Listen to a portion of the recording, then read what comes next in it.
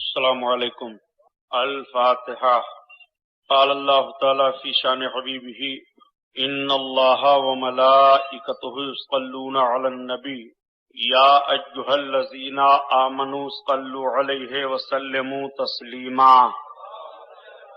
اللہم صل علی سیدنا وشفیعنا وحبیبنا ومولانا محمد معدن الجود والکرم وعلى آلہ وبارک وسلم صلاۃ و سلام علیک یا رسول اللہ صلی اللہ تعالی علیہ وسلم۔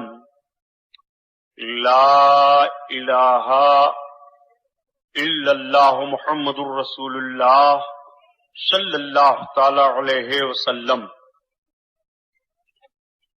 الحمدللہ رب العالمین،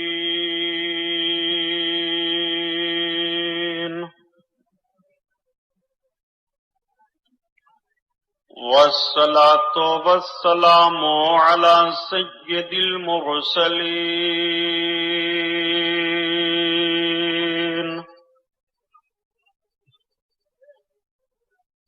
وعلى آلہ الطاہرین،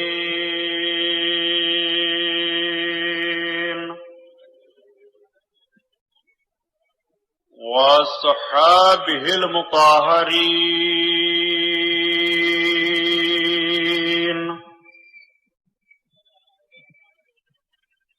وابنہ الغوث العظم الجیلانی محی الدین،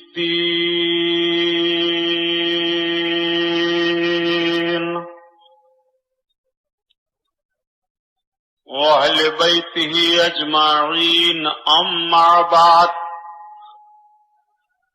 اعوذ باللہ من الشیطان الرجیم، بسم اللہ الرحمن الرحیم۔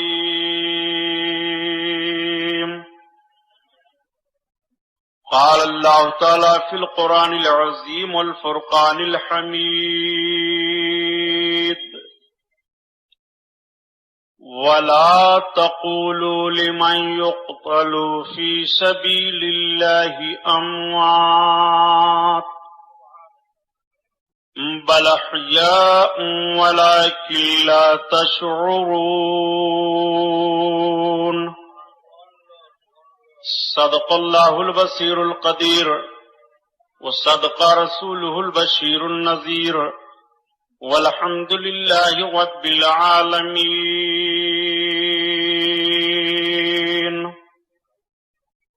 لائق صد احترام علماء اہل سنت، قابل قدر سامعین حضرات، آئیے ہم اور آپ سب سے پہلے اپنے اور ساری کائنات کے مرکز عقیدت حضور رحمت للعالمین، شفیع المذنبین، رسول گرامی وقار، محبوب پروردگار، دونوں عالم کے مالک و مختار، حضور محمد الرسول اللہ صلی اللہ تعالی علیہ وسلم کے دربار پرانوار میں درود شریف کا نذرانہ پیش فرمائیں۔ پڑھیے بلند آواز سے۔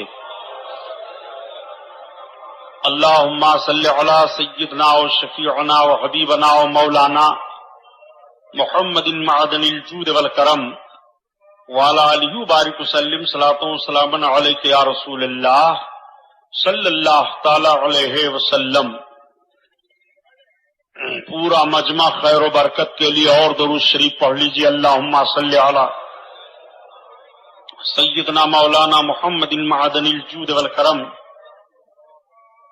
وعلی آلہ وبارک وسلم صلاۃ و سلام علیک یا رسول اللہ صلی اللہ تعالی علیہ وسلم۔ حضرات، آج کا یہ نورانی جلسہ، یہ بزم نور جس میں ہم اور آپ شرکت کی سعادت حاصل کیے ہوئے ہیں، آج 10واں جلسہ ہے، عاشورہ کی رات ہے، صبح 10 محرم الحرام کی تاریخ ہے، یہ 10ویں رات ہے، 10واں بیان ہے۔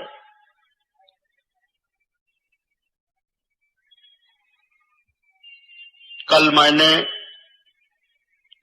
عنوان کے تحت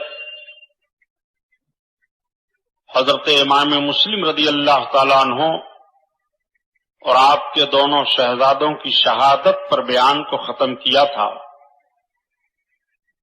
آج بیان کا آغاز انشاءاللہ وہیں سے ہوگا اور کربلا کا وہ خونی منظر، امام علی مقام رضی اللہ تعالیٰ عنہ کے جانثاروں کی شہادت،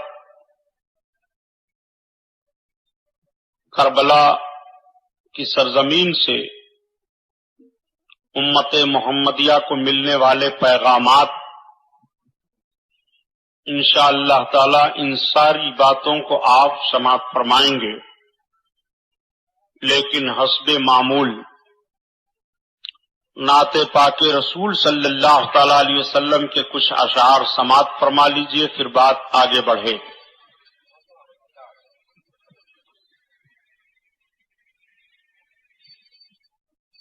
جب مسجد نبوی کے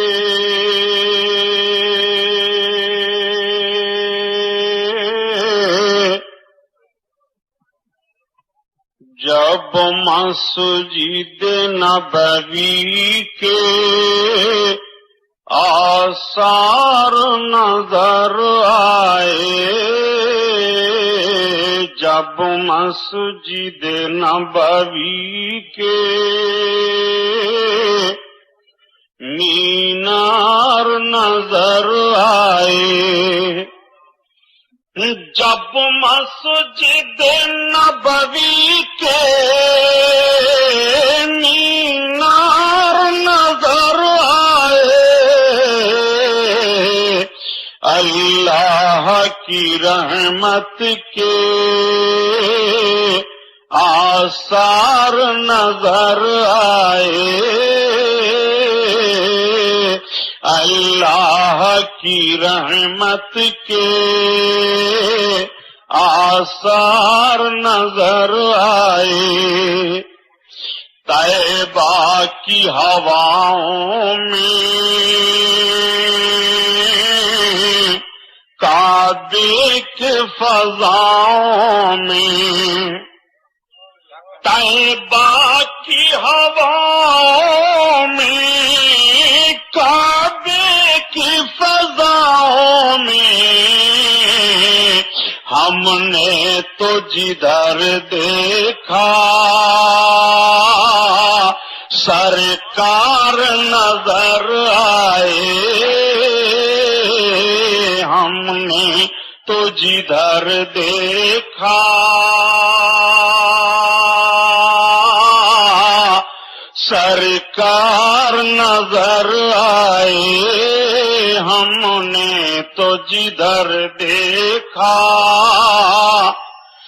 جب گنبد خضرا کے دیوار نظر آئے، یا رسول اللہ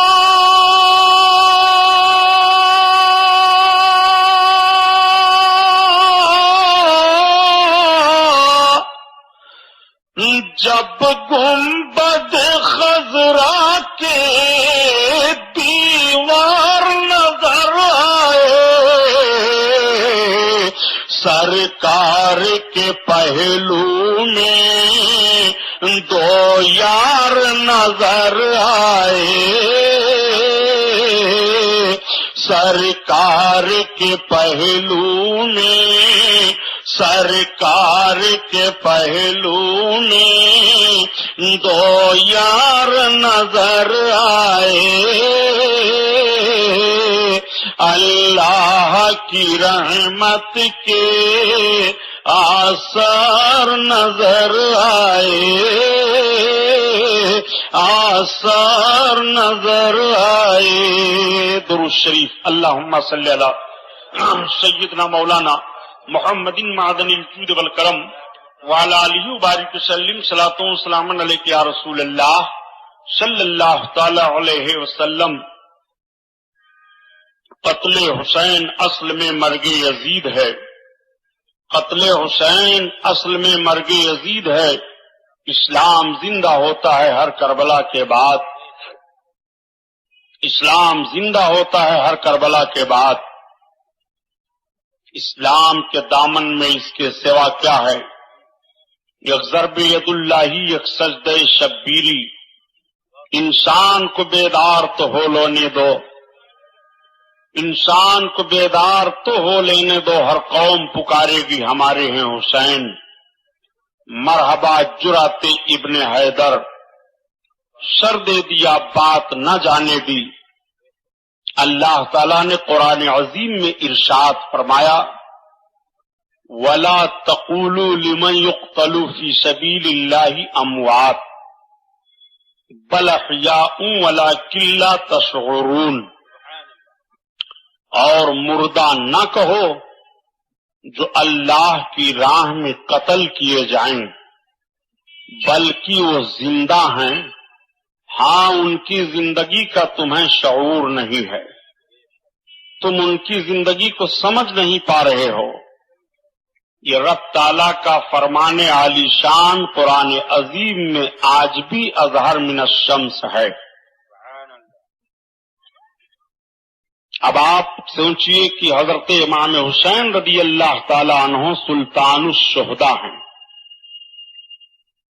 سلطان الشہداء ہونے میں حضرت امام حسین رضی اللہ تعالی عنہ کو کہا جاتا ہے، اور سرکار کے چچا حضرت امیر حمزہ رضی اللہ تعالی عنہ کو بھی سلطان الشہداء کہا جاتا ہے.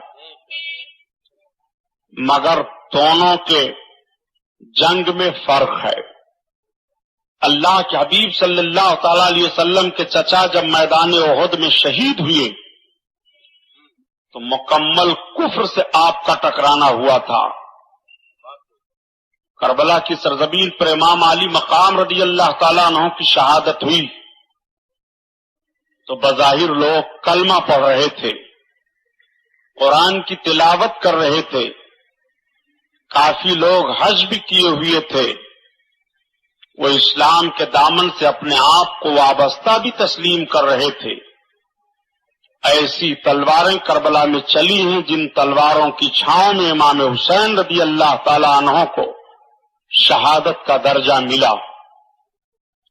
حضرت امام مسلم رضی اللہ تعالی عنہ جب شہید ہوئے اور آپ کے دونوں بیٹوں کی شہادت ہو گئی، امام علی مقام رضی اللہ تعالی عنہ کو مکۃ المکرمہ کی سرزمین پر آپ کا خط پہنچ چکا تھا.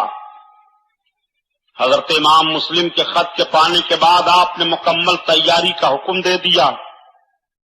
اس وقت مکہ شریف میں تمام حجاج کرام آ رہے تھے. 8ویں ذی الحجہ کی تاریخ تھی. حضرت امام علی مقام نے مکۃ المکرمہ سے کوفہ کی طرف اپنے آپ کو جانے کا اعلان فرما دیا. آپ ذرا غور فرمائیے کہ ساری دنیا کے مومنین 8 ذی الحجہ کو مینا کے میدان میں جمع ہوتے ہیں، لیکن ساری دنیا کے مومنوں کا امام آج 8 تاریخ کو 8 ذی الحجہ کو مکۃ المکرمہ سے کوفہ کی طرف روانہ ہو رہے ہیں.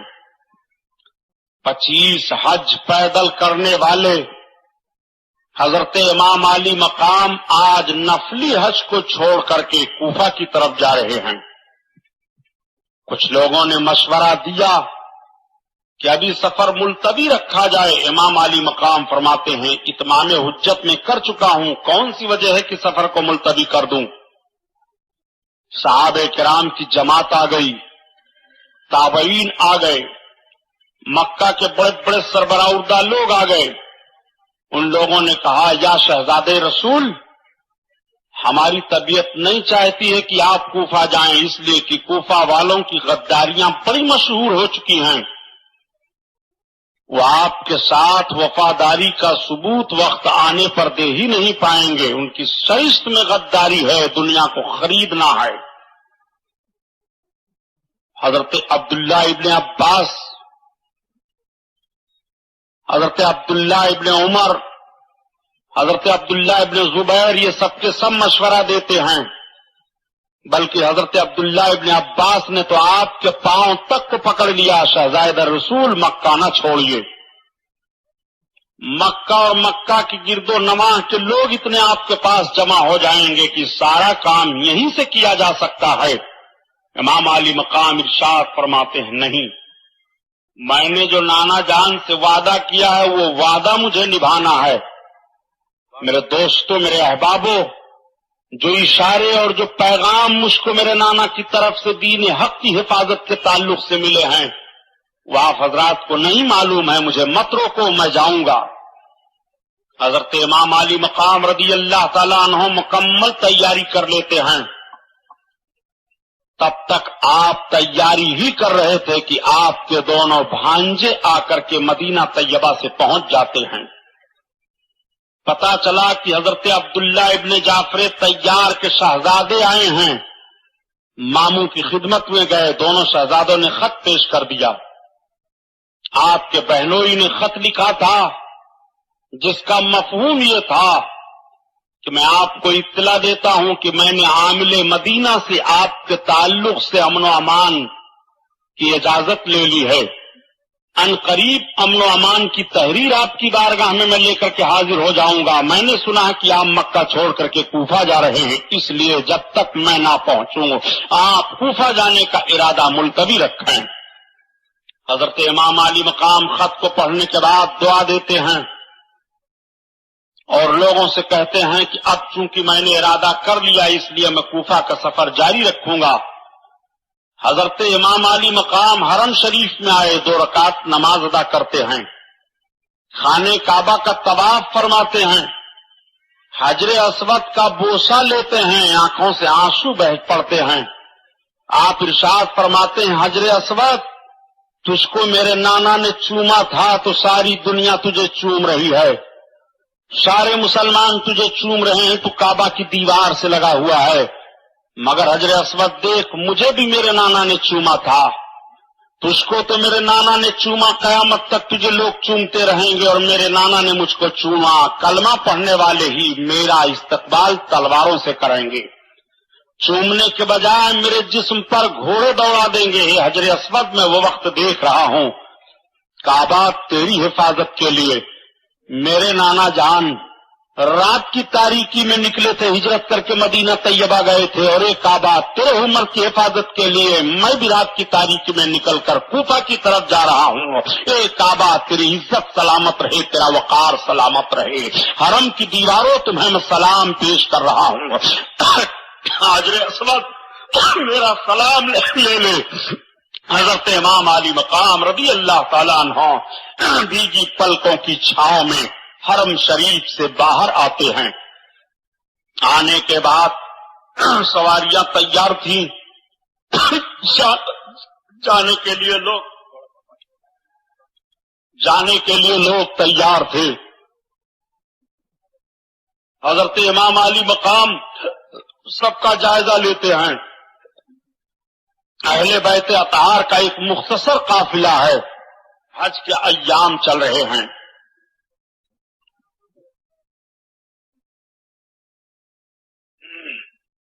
لوگ کعبہ شریف کھچ کھچ کر کے چلے آ رہے ہیں۔ امام علی مقام رضی اللہ تعالیٰ عنہ کعبہ سے اپنے پورے قافلہ کو روانہ ہونے کے لیے حکم دے دیتے ہیں۔ مختصر قافلہ امام علی مقام کے ساتھ کوفہ کی طرف روانہ ہو جاتا ہے۔ جب تک حرم شریف کی دیواروں پر، حرم کے میناروں پر آپ کی نگاہ پڑتی ہے، آنکھوں سے آنسو جاری ہیں۔ امام علی مقام چلتے رہے۔ پہلی منزل کعبہ سے چلنے کے بعد حضرت امام علی مقام کو سالبہ کا مقام پڑا۔ سالبہ کے مقام پر آپ ٹھہرے تو جو کوفہ میں ابن اشعث سے حضرت امام مسلم نے وعدہ لیا تھا کہ میرے بھائی کو خبر پہنچا دینا کہ کوفہ کی طرف نہ آئیں گے، اس خبر کو لے کر کے قاصد حضرت امام علی مقام کی بارگاہ میں مقام سالبہ میں پہنچ گیا۔ پوچھا لوگوں سے کہ امام علی مقام کا خیمہ کون ہے، کس خیمے میں آپ جلوہ افروز ہیں؟ بتایا گیا امام علی مقام کا خیمہ یہ ہے۔ حضرت امام علی مقام کی بارگاہ میں قاصد حاضر ہوا، حاضر ہونے کے بعد عرض کیا حضور میں آپ کے نام پیغام لے کر کے آیا ہوں۔ آپ کے بھائی امام مسلم بن عقیل کو کوفہ میں شہید کر دیا گیا، ان کے دونوں بچوں کو شہید کیا گیا، ان کے دونوں بچوں کے ساتھ ساتھ ہانی ابن عروہ کو بھی شہید کیا گیا، ان کے ساتھ ساتھ مشکور داروغہ جیل کو بھی شہید کیا گیا۔ امام علی مقام کی آنکھیں بھیگ جاتی ہیں، آنکھوں تلے اندھیرا چھا جاتا ہے، آپ رونے لگتے ہیں، بڑی مشکل سے دل پر قابو پانے کے بعد کہتے ہیں صحیح کیا کوفہ والوں نے کہ اپنی وفاداری کے بجائے غداری کا ثبوت میرے پہنچنے سے پہلے پیش کر دیا۔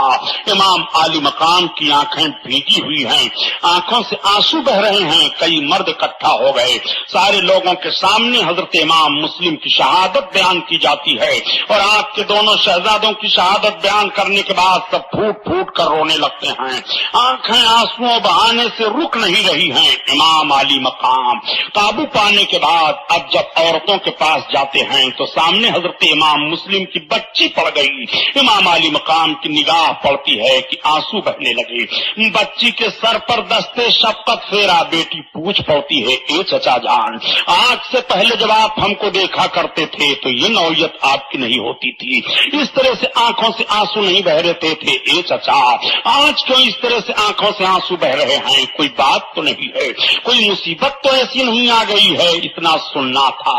امام علی مقام کی ہچکیاں بچ جاتی ہیں، آنکھوں سے آنسو سامن بھادوں کی طرح برس رہے ہیں، دستے شفقت پھیرتے ہوئے فرماتے ہیں بیٹی تو یتیم ہو گئی ہے، بچی تیرے سر سے تیرے باپ کا سایہ اٹھ گیا ہے۔ اتنا سننا تھا، بچی چیخ پڑتی ہے، بے ہوش ہو کر کے گر پڑتی ہے۔ اس بچی کی ماں کا انتقال تو پہلے ہو گیا تھا، باپ کی شہادت کی جب خبر ملتی ہے تو بچی پوچھ پڑتی ہے اے چچا ہمارے دونوں بھائیوں کا حال کیا ہوا ہے؟ پتا چلا کہ تمہارے دونوں بھائیوں کو بھی بیٹی شہید کر دیا گیا۔ اتنا سننا تھا، اب بتاؤ اس بچی کا حال کیا ہوگا جس نے یہ سنا ہو میرے باپ کو دشمنوں نے شہید کیا، میرے بھائی کو دشمنوں نے مار دیا ہے، اس بچی کا حال کیا ہوگا؟ بچی تو بے ہوش ہو جاتی ہے۔ حضرت زینب رضی اللہ تعالیٰ عنہا پڑھ کر کے بیٹی کو سنبھال لیتی ہیں، عورتوں کے آنسو بہنے لگتے ہیں، آنسو رک نہیں رہے ہیں۔ امام علی مقام نے تھوڑی دیر تک سوچا اور سوچنے کے بعد کہا اے میرے ساتھیوں، اب تو کوفہ والوں کی غداری کا علم ہو ہی چکا ہے، اب کوفہ والے ہمارا استقبال تلوار سے کریں گے، اب کوفہ والے ہمارا اختلاف ہر موڑ پر کریں گے، اب یہ نہیں ہوگا کہ تمہاری شاندار دعوتیں ہوں، اب یہ نہیں ہوگا کہ تمہارا استقبال ہو، تمہارے پیر دھو کر کے پیے جائیں، اب یہ نہیں ہوگا کہ تم کو محبت کی نگاہ سے دیکھا جائے۔ کوفہ والے بک چکے ہیں، کوفہ والے تیر و تلوار کی بارش کریں گے بجائے نعرہ لگانے کے۔ اے میرے ساتھیوں، میں ایک رائے پیش کرتا ہوں کہ ابھی غنیمت ہے، ابھی چند قدم ہم چلے ہیں، جتنے لوگ ہیں سب واپس ہو جائیں، یہ رائے کر لی جائے کہ کیا کیا جائے۔ اتنا سننا تھا کہ حضرت مسلم بن عقیل کے بھائی کھڑے ہوتے ہیں اور کہتے ہیں اے شہزادے رسول،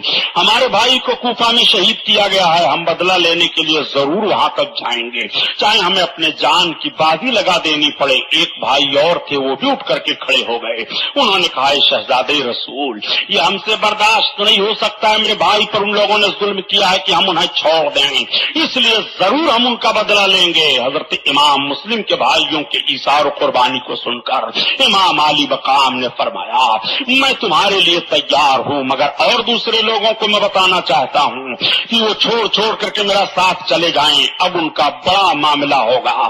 گمبھیر کوفہ کی سرزمین پر تو کچھ بدو بھی شامل ہو گئے تھے امام علی مقام کے ساتھ، وہ لوگ صرف اس بنیاد پر شامل ہوئے تھے کہ ہم امام کے ساتھ چل رہے ہیں، ہماری عزت بڑھ جائے گی، ہم امام کے ساتھ چل رہے ہیں، ہمارا وقار بڑھتا رہے گا، ہم امام کے ساتھ چل رہے ہیں، ہمیں کھانے کے لیے اچھی اچھی چیزیں ملیں گی۔ لیکن جب مصیبتوں کا پیغام ان لوگوں نے سنا اور پریشانیوں کا معاملہ سامنے آیا، امام مسلم کی شہادت کی خبر ملتی ہے تو وہ واپس ہونے لگے، یکا دکا کر کے چلے جاتے ہیں۔ وہی لوگ رہ گئے جو مکہ سے چلے تھے، وہی لوگ رہ گئے جو مدینہ سے چلے تھے، وہی لوگ رہ گئے جو جانے سارانے امام حسین ہیں، وہی لوگ آپ کے ساتھ بچتے ہیں۔ 72 نفوس قدسیہ کا یہ قافلہ موجود ہے۔ امام علی مقام سالبہ سے روانہ ہوتے ہیں، بہت ہی کشاں قدم آگے بڑھتے چلے جا رہے ہیں، طبیعت تو بوجھل ہے مگر کوئی کشش से जो खींचे लिए चली जा रही है, कोई मामला है जो आप आगे बढ़ते चले जा रहे हैं, कोई माहौल है जिसकी बुनियाद पर कदम आगे बढ़ते चले जा रहे हैं। इमाम आली मकाम एक अशरफ मकाम पड़ा, वहां पर पहुंचे, और जब इमाम आली मकाम वहां पर पहुंचते हैं तो आपको इत्तला मिल जाती है इमाम आली मकाम रदी अल्लाह ताला अन्हों को कि करबला के कूफा के मकाम पर इमाम मुस्लिम के साथ गद्दारी की गई है, वहां भी यही इत्तला मिलती है। अशरफ मकाम पर पहुंचे तो आपको ऐसा लगा कि जैसे कुछ लोग हमारी तरफ आते दिखाई दे रहे हों, लेकिन किसी ने कहा नहीं, वो शायद खजूरों के दरख्त दिखाई दे रहे हैं। बताने वाले ने बताया नहीं, इस रास्ते पर खजूरों के दरख्त नहीं हैं, वो कुछ सवार लग रहे हैं जो हमारी तरफ भागते चले आ रहे हैं। अब देखते देखते यकीन हो गया कि वाकई कुछ सवार चले आ रहे हैं। आपने फरमाया ये बताओ कोई ऐसा रास्ता है कि जो इन सवारों से अलग होकर के चला जाए। रास्ता जानने वाले एक साहब उसमें मौजूद थे, उन्होंने कहा या शहजादे रसूल, पहाड़ की इस तरफ से चला जाए तो वहां पानी का चश्मा भी मौजूद है, हम वहां ठहर भी सकते हैं और इन सवारों से पोशीदा भी हो सकते हैं। चुनांच रास्ता बदल दिया गया। हजरत इमाम हुसैन अपने काफिले की सवारियों को तेज बढ़ा देते हैं और जब जाकर के उस पहाड़ के पीछे पहुंचे तो उसको कोहेसु हशम कहा जाता है। वहां मैदान में आपने अपने खेमों को लगाने के लिए हुक्म दे दिया। पानी का बड़ा मीठा चश्मा था, उस पर इमाम आली मकाम के साथियों ने कब्जा कर लिया। इमाम आली मकाम के सारे साथी ठहर गए, खैमे लगा दिए जाते हैं, पानी के चश्मे पर कब्जा हो जाता है। वो जो सवारों का जत्था देखा गया था, वो सवारों का जत्था भी पीछे से आकर के पहुंच जाता है। उस सवारों के जत्थे का सरदार हुर इब्ने यजीद रियाही था, जो 1000 लश्कर लेकर के आया था। उसके लश्करी भी करीब में ठहर जाते हैं। इमाम आली मकाम ने वुजू किया और वुजू करने के बाद जोहर की नमाज पढ़ने की तैयारी हो रही है कि तब तक हुर इब्ने यजीद रियाही पहुंच जाता है। उसने कहा मैं हुर इब्ने यजीद रियाही हूं, मैं सरकार से मिलना चाहता हूं। हजरत इमाम अली मकाम ने उसको बाजियाबी की इजाजत दे दी। वो आपकी बारगाह में आया, कदम का बोसा लिया, सलाम अर्ज किया। इमाम अली मकाम फरमाते हैं तुम कौन हो, कहां आए हो, किस लिए आए हो? हुर इब्ने यजीद रियाही ने कहा ए शहजादे रसूल, हम इब्ने ज़याद के फौजी हैं, मुझे सिपह सालार बना करके भेजा गया है, मैं आपको गिरफ्तार करने के लिए आया हूं। इतना सुनना था। इमाम अली मकाम फरमाते हैं हुर तुझे होश है कि नहीं है? हुर ने अर्ज किया शहजादे रसूल मुझे होश है, मगर मुझको हुकूमत ने भेजा है। आप इरशाद फरमाते हैं हुर क्या तू मुझे गिरफ्तार कर सकता है? हुर खामोश हो गए। इमाम अली मकाम फरमाते हैं हुर मुझे तू गिरफ्तार नहीं कर सकता है। इमाम अली मकाम के फरमाने पर हुर ने कहा या शहजादे रसूल मैं आपको जाने भी नहीं दूंगा। आकाए करीम के शहजादे इमाम हुसैन फरमाते हैं अच्छा हुर वुजू कर और नमाज की तैयारी हो रही है, नमाज अदा कर ले। हुर ने भी वुजू किया। आकाए करीम सल्लल्लाहु अलैहि वसल्लम के नमाज़े के ताल्लुक से जब ये कहा जाता है कि करबला के मैदान में पानी बंद कर दिया गया था, इमाम हुसैन मजबूर थे। नादान देख इमाम हुसैन किस तरह से हुर इब्ने यजीद रियाही के 1000 लश्करियों को पानी की इजाजत दे रहे हैं। हुर ने जब पूछा कहा हुजूर हमारा भी पानी खत्म हो गया है, तो आप फरमाते हैं कि तुम सब लोग पहले पानी पी लो, वुजू बना लो और अपने अपने घोड़ों को पिला दो, ऊंटों को पिला दो, अपने मशकीजों को भर लो। पानी के चश्मे पर कब्जा इमाम हुसैन का है, पानी के चश्मे पर कब्जा इमाम हुसैन के साथियों का है। कोई दुश्मन अपने दुश्मन को पानी नहीं देता है, मगर ये हुसैन हैं जो अपने दुश्मन को पानी दे रहे हैं। ये हुसैन हैं जो अपने कातिलों को पानी पिला रहे हैं। ये हुसैन हैं जो अंजाम जानते हुए भी दुनिया को दर से हयात दे रहे हैं। फिर देखो हुसैन का किरदार देखना है तो इस तरह से देखो, हुसैन का इशार देखना है तो इस तरह से देखो, हुसैन की मोहब्बत देखनी है खल्के खुदा के साथ तो इस तरह से देखो। इमाम अली मकाम रज़ी अल्लाह ताला अन्हु इजाजत दे देते हैं। हुर के साथियों ने वुजू किया और वुजू करने के बाद जब नमाज की तैयारी हो गई तो इमाम अली मकाम फरमाते हैं ए हुर ये बता तू मेरे साथ नमाज पढ़ेगा कि अपने फौज की इमामत तू करेगा? हुर ने कहा ए शहजादे रसूल आप जैसा इमाम कौन होगा? आप इमाम आलम हैं शहजादे रसूल, आप इमाम बरहक हैं। आपके होते हुए मैं दूसरे की इक्तिदा में नमाज पढ़ूं या मैं इमाम बनूं, ये हो नहीं सकता है। मैं आपके पीछे नमाज पढ़ूंगा। 1000 लश्करी हुर के साथ था, इमाम अली मकाम के पीछे नमाज अदा कर रहे हैं। मैं पूछना चाहता हूं ये मुसलमानों बताओ अहले इरफान इस नमाज का क्या नाम देंगे?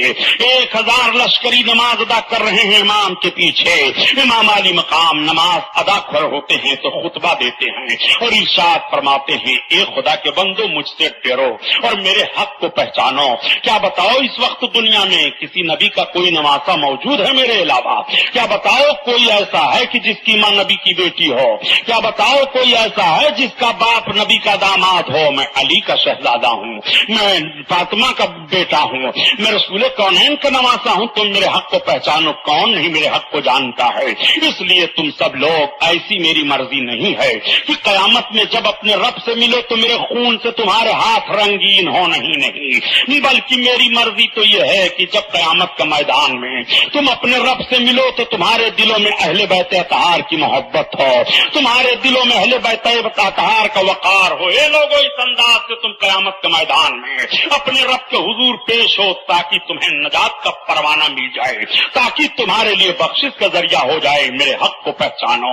امام عالی مقام تقریر فرماتے ہیں، تقریر فرمانے کے بعد فرماتے ہیں حر بتا اب تیرا ارادہ کیا ہے؟ حر نے کہا اے شہزادے رسول، ہم نے اپنے ارادے کی وضاحت کر دی ہے، میں حکومت کی طرف سے مجبور ہوں، میں آپ کو قطعاً نہیں جانے دوں گا۔ امام علی مقام فرماتے ہیں حر تیری ماں تجھ پر روئے۔ حر نے کہا اے شہزادے رسول، اگر عرب کے کسی بھی شہسوار نے یہ جملہ کہا ہوتا تو میں بتاتا کہ میں کون ہوں، لیکن اے شہزادے رسول آپ نے کہا نام بھی نہیں لے سکتا ہوں ادب کی بنیاد پر۔ شہزادے رسول آپ کی ماں خاتون جنت ہے، شہزادے رسول آپ کے ماں کا وقار کون نہیں جانتا ہے، نبی کی شہزادی ہیں۔ حضرت امام علی مقام فرماتے ہیں تو خود سوچ کہ میں ان کا بیٹا ہوں۔ حر نے تھوڑی دیر سوچا اور سوچنے کے بعد کہا یا شہزادے رسول میری سمجھ میں ایک بات آئی ہے۔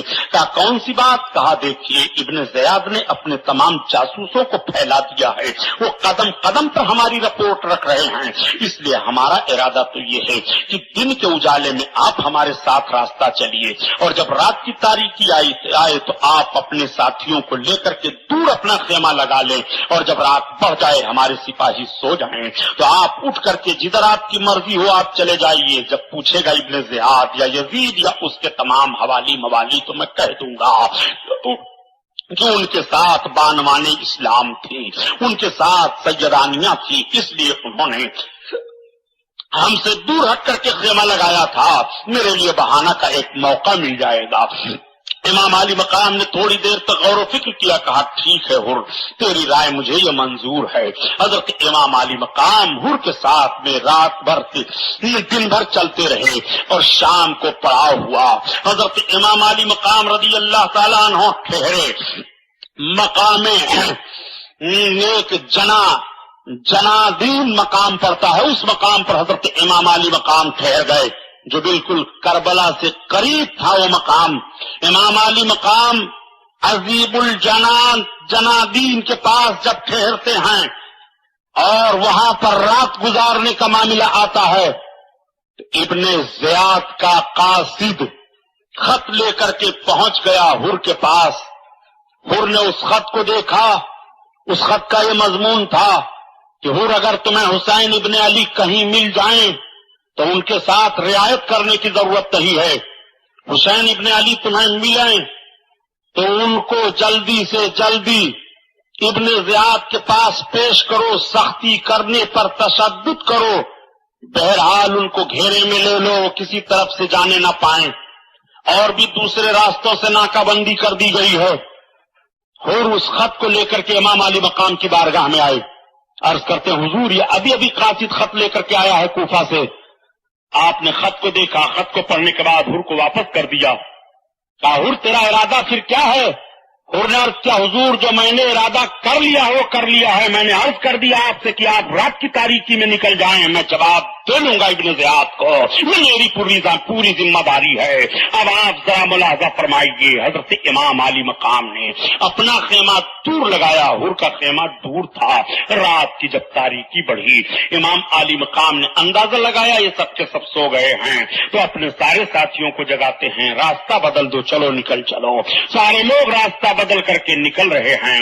قدم چلتے رہے۔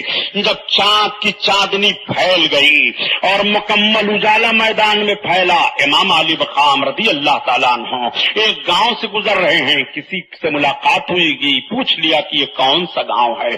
بتانے والے نے بتا دیا کہ اس گاؤں کا نام اور اس میدان کا نام میدان نینوا ہے۔ امام علی مقام ٹھہر جاتے ہیں، یہی وہ میدان نینوا ہے، یہی وہ مقام ہے جس مقام کی نشاندہی مجھے کی گئی ہے۔ اچھا کیا اس کا کوئی اور نام بھی ہے؟ تھوڑی دور قدم آگے بڑھے تھے، بتایا گیا کہ اس جگہ کا نام ماریا ہے۔ آپ نے فرمایا شاید اسے کچھ اور بھی کہا جاتا ہو۔ بتانے والے نے بتایا یہ جگہ کربلا بھی کہلاتی ہے۔ اتنا سننا تھا، امام علی مقام فرماتے ہیں اپنی جانی پہچانی منزل پر میں آ گیا ہوں۔ مٹی کو اٹھا کر کے امام علی مقام اپنے ہاتھ میں لیتے ہیں اور لینے کے بعد زمین پر ڈال دیتے ہیں، میدان کا سارا نقشہ دیکھتے ہیں۔ امام علی مقام کو میدان کا جو نقشہ بتایا تھا آقا کریم صلی اللہ علیہ وسلم نے، وہ نقشہ سامنے ہے۔ میدان کی چوہدی جو بتائی گئی تھی وہ چوہدی سامنے ہے۔ حضرت امام علی مقام تمام لوگوں سے فرماتے ہیں اپنے اپنے خیموں کو اب لگا دو، اب تمہیں یہاں سے آگے نہیں بڑھنا ہے۔ سارے لوگ خیمے لگا دیتے ہیں۔ یہ 2 محرم الحرام شریف کی تاریخ ہے جب کربلا کی سرزمین پر امام حسین کا یہ مقدس 72 نفوس قدسیہ کا قافلہ فروکش ہو جاتا ہے۔ خیمے لگ جاتے ہیں، کجاوے رکھ دیے جاتے ہیں، سواریوں کو باندھ دیا جاتا ہے۔ 32 لوگ تو سواری کے ساتھ ہیں اور 40 لوگ پاپیادہ تھے یعنی پیدل تھے۔ یہ مختصر قافلہ میدان کربلا میں ٹھہر جاتا ہے۔ ادھر تو امام علی مقام ٹھہرتے ہیں، وضو بناتے ہیں۔ حضرت علی اکبر کو اجازت ہوتی ہے اذان دو۔ حضرت علی اکبر شبیہ مصطفیٰ کہلاتے تھے، وہ اذان دے رہے ہیں، اذان ہوتی ہے، نماز فجر ادا کی جاتی ہے۔ نماز فجر ادا کرنے کے بعد یہ ہوا کہ تھوڑی تھوڑی دیر تک اپنے خیموں میں سب آرام کر لو، رات بھر چلتے رہے ہو۔ حضرت امام مسلم کا قتل کا معاملہ بھی لوگوں کو ستاتا رہا، ان کے شہزادوں کی محبت بھی یاد آتی رہی، آنسو بہتے رہے۔ امام علی مقام نے اپنے غلام کو بھیجا تھا قیس ابن مسہر کو، ان کے تعلق سے بھی اطلاع مل چکی تھی کہ میرے غلام کو بھی میرے غلام کو بھی کوفیوں نے شہید کر دیا ہے، میری محبت میں میرا غلام مارا گیا ہے۔ امام علی مقام کے ہاتھ دعا کے لیے اٹھ گئے تھے، اے پروردگار قیس بن مسہر میرے غلام کو قیامت کے میدان میں میرے ساتھ حشر فرما اور جنت میں مجھے اور اس کو ایک جگہ رکھ۔ کیسا غلام ہے کہ امام حسین قیامت کے میدان میں اور قیامت سے لے کر کے جنت کے میدان میں دعا مانگ رہے ہیں، جنت کے محل میں اپنے ساتھ رہنے کے لیے دعا مانگ رہے ہیں۔ اللہ اکبر، ذرا ملاحظہ فرمائیے، نبی کونین صلی اللہ تعالی علیہ وسلم کے نواسے کی دعا کسے مل جائے اس کی زندگی کی معراج ہو جائے۔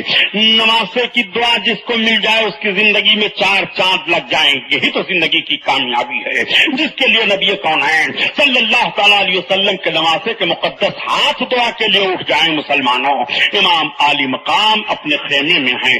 ادھر ہر کا معاملہ کیا ہوا؟ ہر بھی اپنے لشکریوں کو لا کر کے اسی میدان میں پہنچ جاتا ہے، ہر کے لشکری بھی ٹھہر جاتے ہیں۔ ادھر معاملہ ابن زیاد کے ہاں یہ ہوا کہ ابن زیاد نے عمرو بن سعد کو بلایا۔ یہ عمرو بن سعد کون ہیں؟ تاریخ کے جھروکھے میں انہیں بھی آپ جان لیجئے۔ ان کا نام عمرو بن سعد اس لیے ہے کہ حضرت سعد بن وقاص رضی اللہ تعالیٰ عنہ یہ عشرہ مبشرہ میں سے ہیں، ان 10 صحابیوں میں سے ہیں جن کو اللہ کے حبیب نے ان کی زندگی میں ان کو جنت کی بشارت عطا فرما دی تھی۔ اور حضرت سعد بن وقاص وہ ہیں کہ جب میدان احد میں دشمنان مصطفیٰ نے نبی پر تیر برسانے شروع کیے تھے تو حضرت سعد بن وقاص نبی کونین کی طرف سے تیر چلا رہے تھے۔ اللہ کے حبیب اپنے دست مبارک سے تیر اٹھا اٹھا کر کے دیتے تھے اور کہتے تھے سعد بن وقاص تیر مارو دشمنوں پر، میرے ماں باپ تم پر قربان ہوں۔ نبی کونین کی طرف تیروں کو حضرت سعد بن وقاص نے آنے نہیں دیا۔ باپ کا معاملہ رسول کونین کے ساتھ یہ ہے اور بیٹے کا معاملہ رسول کے شہزادے کے ساتھ یہ ہے، وہی عمرو بن سعد ہے۔ عمرو بن سعد کو ابن زیاد نے بلایا، کہا ایک کام کرو۔ کہا کون سا کام ہے؟ کہا تم جو اپنی 22,000 لشکر لے کر کے تیار ہو کفار سے لڑنے کے لیے، ویلم کے کافروں سے لڑنے کے لیے یہ جا رہے تھے، تم ایک کام کرو کہ اپنے لشکر کا رخ موڑ دو۔ کہا کدھر موڑ دیں؟ کہا کربلا کی طرف چلے جاؤ۔ پتہ یہ چلا ہے کہ حسین ابن علی میدان نینوا میں پہنچ چکے ہیں، انہیں تو بہت روکا گیا تھا لیکن وہ میدان نینوا میں یزید کی بغاوت کرتے ہوئے پہنچ گئے ہیں، اس لیے جاؤ پہلے ان کا کام تمام کر دو، اس کے بعد پھر تم ان کافروں سے لڑنے کے لیے جاؤ۔ ان کافروں سے لڑنے کے انعام میں اور فتح پانے کی بنیاد پر رے کی حکومت کی ذمہ داری اور کاغذات عمرو بن سعد کو سونپ دیے گئے تھے۔ عمرو بن سعد وہ کاغذ لیے ہوئے تھا۔ عمرو بن سعد نے کہا ابن زیاد سے کہ ایسا ہے کہ مجھے وہاں نہ بھیجا جائے، میں جانے کے لیے تیار نہیں ہوں، یہ کام مجھ سے نہیں ہو پائے گا، وہ نواز رسول ہیں۔ کہا تو پھر تم ایسا کرو کہ وہ پروانہ ہم کو دے دو، وہ کاغذ ہمیں دو جو تمہیں رے کی حکومت ملنے کے لیے وعدہ کیا گیا ہے۔ عمرو بن سعد نے کہا یہ تو بڑا مشکل کام ہے، یہی فرق سمجھ لو مسلمانوں، ایک طرف دین ہے، دوسری طرف دنیا ہے۔ لوگ کربلا کے میدان میں کہتے ہیں کہ لڑائی کیسی ہوئی تھی، میں عرض کرتا چلوں دین اور دنیا کی لڑائی کربلا کے میدان میں ہے، شریعت و طبیعت کی جنگ کربلا کے میدان میں ہے، نفس مطمئنہ اور نفس امارہ کی جنگ کربلا کے میدان میں ہے۔ کربلا کے میدان کی جنگ کو دیکھو، دنیا کس طرح سے بندے مومن کو ادھر سے ادھر کر دیتی ہے، دنیا کس طرح سے دین کے معاملے میں بندے مومن مخلص ہو تو اس کو مفلس بنا دیتی ہے، اگر وہ اپنے نفس پر کنٹرول نہیں کر پاتا ہے تو دنیا کس طرح سے اسے تباہ و برباد کر دیتی ہے۔ کربلا کے میدان میں عمرو بن سعد نے تلوار اٹھائی تھی، نماز رسول کو نماز رسول سمجھ کر کے نہیں، معاذ اللہ یہ سمجھ کر کے نہیں مارا تھا یہ زیادہ عابد و زاہد ہیں، یہ سمجھ کر کے تیر نہیں برسایا تھا نماز رسول ہیں، یہ سمجھ کر کے تیر نہیں برسایا تھا شہزاد رسول ہیں، نہیں، بلکہ صرف امام حسین کی طرح یزیدیوں کے فوجیوں کے تیر جو آ رہے تھے دنیا حاصل کرنے کے لیے، حسین کو قتل کر دو ہمیں حکومت مل جائے گی، حسین کو قتل کرو ہماری دنیا وسیع ہو جائے گی، حسین کے اوپر تیر بساؤ ہمیں حکومت میں اقتدار حاصل ہو جائے گا۔ یہ دنیا ہے جو تباہ و برباد کر رہی ہے۔ اللہ کے حبیب اسی لیے ارشاد فرماتے ہیں کہ جب سے رب تعالیٰ نے دنیا کو پیدا کیا ہے دنیا کی طرف رب نے نظر رحمت نہیں کی ہے، یہ دنیا وہ ہے پیارے، اسی لیے تو اعلیٰ حضرت عظیم البرکت فرماتے ہیں اے اللہ کے بندو رضا نفس دشمن ہے دم میں نیانا، رضا نفس دشمن ہے دم میں نیانا، اور کہاں تو نے دیکھے ہیں چندرانے والے، چندرانے والے۔ نعرہ تکبیر، نعرہ رسالت، مذہب اسلام، مسلک اعلی حضرت علامہ سبحانی صاحب قبلہ، سبحان اللہ سبحان اللہ۔ ایک بات میں عرض کر دوں پیارے تاکہ تقریر بھی ہوتی رہے تحریک بھی چلتی رہے، سبحان اللہ، درود شریف بہت بات آگے بڑھے، صلی اللہ علیہ نبی وآلہ صلی اللہ تعالی علیہ وسلم، صلاۃ و سلام علیک یا حبیب اللہ صلی اللہ تعالی علیہ وسلم۔ آج یہ عاشورہ کی رات ہے، اس رات میں امام عالی مقام کا ذکر آپ سن رہے ہو، بڑے خوش نصیب ہو پیارے، اپنے نفس کو کنٹرول میں رکھو، نفس امارہ کو مارو، دین اور دنیا کا معاملہ آپ اپنی نگاہوں کے سامنے رکھو۔ ابھی میں پوری وضاحت کے بعد عرض کروں گا تو انشاءاللہ داستان امام حسین سننے کے بعد آپ کی آنکھیں بھیگ جائیں گی۔ امام عالی مقام کی شہادت کا معاملہ کوئی افسانہ نہیں ہے، لیکن جو میں نے تحریک کے تعلق سے عرض کیا ہے، سنی جامع مسجد کے تمام ٹرسٹیان و ارکان، خصوصاً عالی جناب صدر عبد المجید صاحب، شیخ محمد ایوب صاحب، محمد علی صاحب، اشتیاق صاحب، جملہ حضرات، میں اور سب کے نام نہیں جانتا، آپ سب حضرات قابل مبارکباد ہو الحمدللہ۔ میرے دارالعلوم کا کام ہو رہا ہے، میں نے ایک روز یوں ہی آپ سے عرض کیا تھا، لیکن وہ عرض کرنا نہ عرض کرنے کے برابر ہوا۔ امام علی مقام کے نام پر اتنے شہدائی بیٹھے ہوئے ہیں، اس میں معاذ اللہ اگر کہا جائے کوئی امام حسین کا دشمن ہے تو کوئی ہاتھ اٹھائے گا؟ ارے یار چاہے شرابی ہو وہ بھی نہیں کہے گا معاذ اللہ میں امام حسین کا دشمن ہوں، قطعاً نہیں، اس کی آنکھیں بھی داستان حسین سننے کے بعد بھیگ جاتی ہیں، وہ بھی اپنے گناہوں پر نادم ہو جاتا ہے۔ رب تعالی امام علی مقام کے نام لیوا کو رسوا نہیں فرماتا، بھوکا نہیں رکھتا، اس کی دولت نہیں کم ہوتی ہے۔ آج یہی ہندوستان میں اہل سنت کے مدارس ہیں جن مدرسوں کے تعلق سے نہ جانے کیسی کیسی باتیں سوچی جا رہی ہیں، لیکن انہی مدرسوں سے قرآن پڑھایا جا رہا ہے، احادیث نبوی کی تعلیم دی جا رہی ہے۔ ایسی ہی اداروں سے تو سبحانی صاحب جیسے لوگ نکلے۔ اگر یہ عربیہ مدارس نہ ہوتے تو علماء آپ کہاں سے پاتے؟ ذکر حسین سننے کا مزہ آپ کو کہاں سے ملتا؟ امام حسین کی طرف دل لگانے کی داستان آپ کے سامنے کیسے پیش کی جاتی؟ اس بنیاد پر میں عرض کروں گا کہ ٹوکن لے کر کے آپ حضرات کے پاس پہنچیں گے شکیل صاحب، غلام مصطفیٰ صاحب، خلیل صاحب اور ہمارے توقیر بھائی صاحب، جمال صاحب اور دوسرے افراد میں کن کا نام لوں، یہ سب لوگ مدرسے کا ٹوکن لے کر کے پہنچیں گے۔ آپ حضرات ٹوکن لے لیں، اور جنہیں نہ ٹوکن لینا ہوگا وہ 10، 5، 15 سے بھی مدد کرنا چاہیں گے، امام علی مقام کے نام پر دے دیں گے۔ امام علی مقام کے نام پر آج کی رات میں ہر فرد سوچ لے کہ مجھے مدرسے میں صدقہ دے دینا ہے، خیرات دے دینی ہے، تعاون کے لیے دے دینا ہے۔ انشاءاللہ تعالی مجھے امید ہے کہ ان باتوں پر آپ دھیان دیں گے۔ یہ نوجوان آپ کے پاس جا رہے ہیں، درود شریف پڑھیے، بات آگے بڑھ جائے۔ اللہم صلی علی سیدنا مولانا محمد معدن الجود والکرم وعلی آلہ وبارک وسلم، صلاۃ و سلام علیک یا رسول اللہ صلی اللہ علیہ وسلم۔ میں عرض کر رہا تھا، اس میرے عرض کو آپ سنتے چلیں۔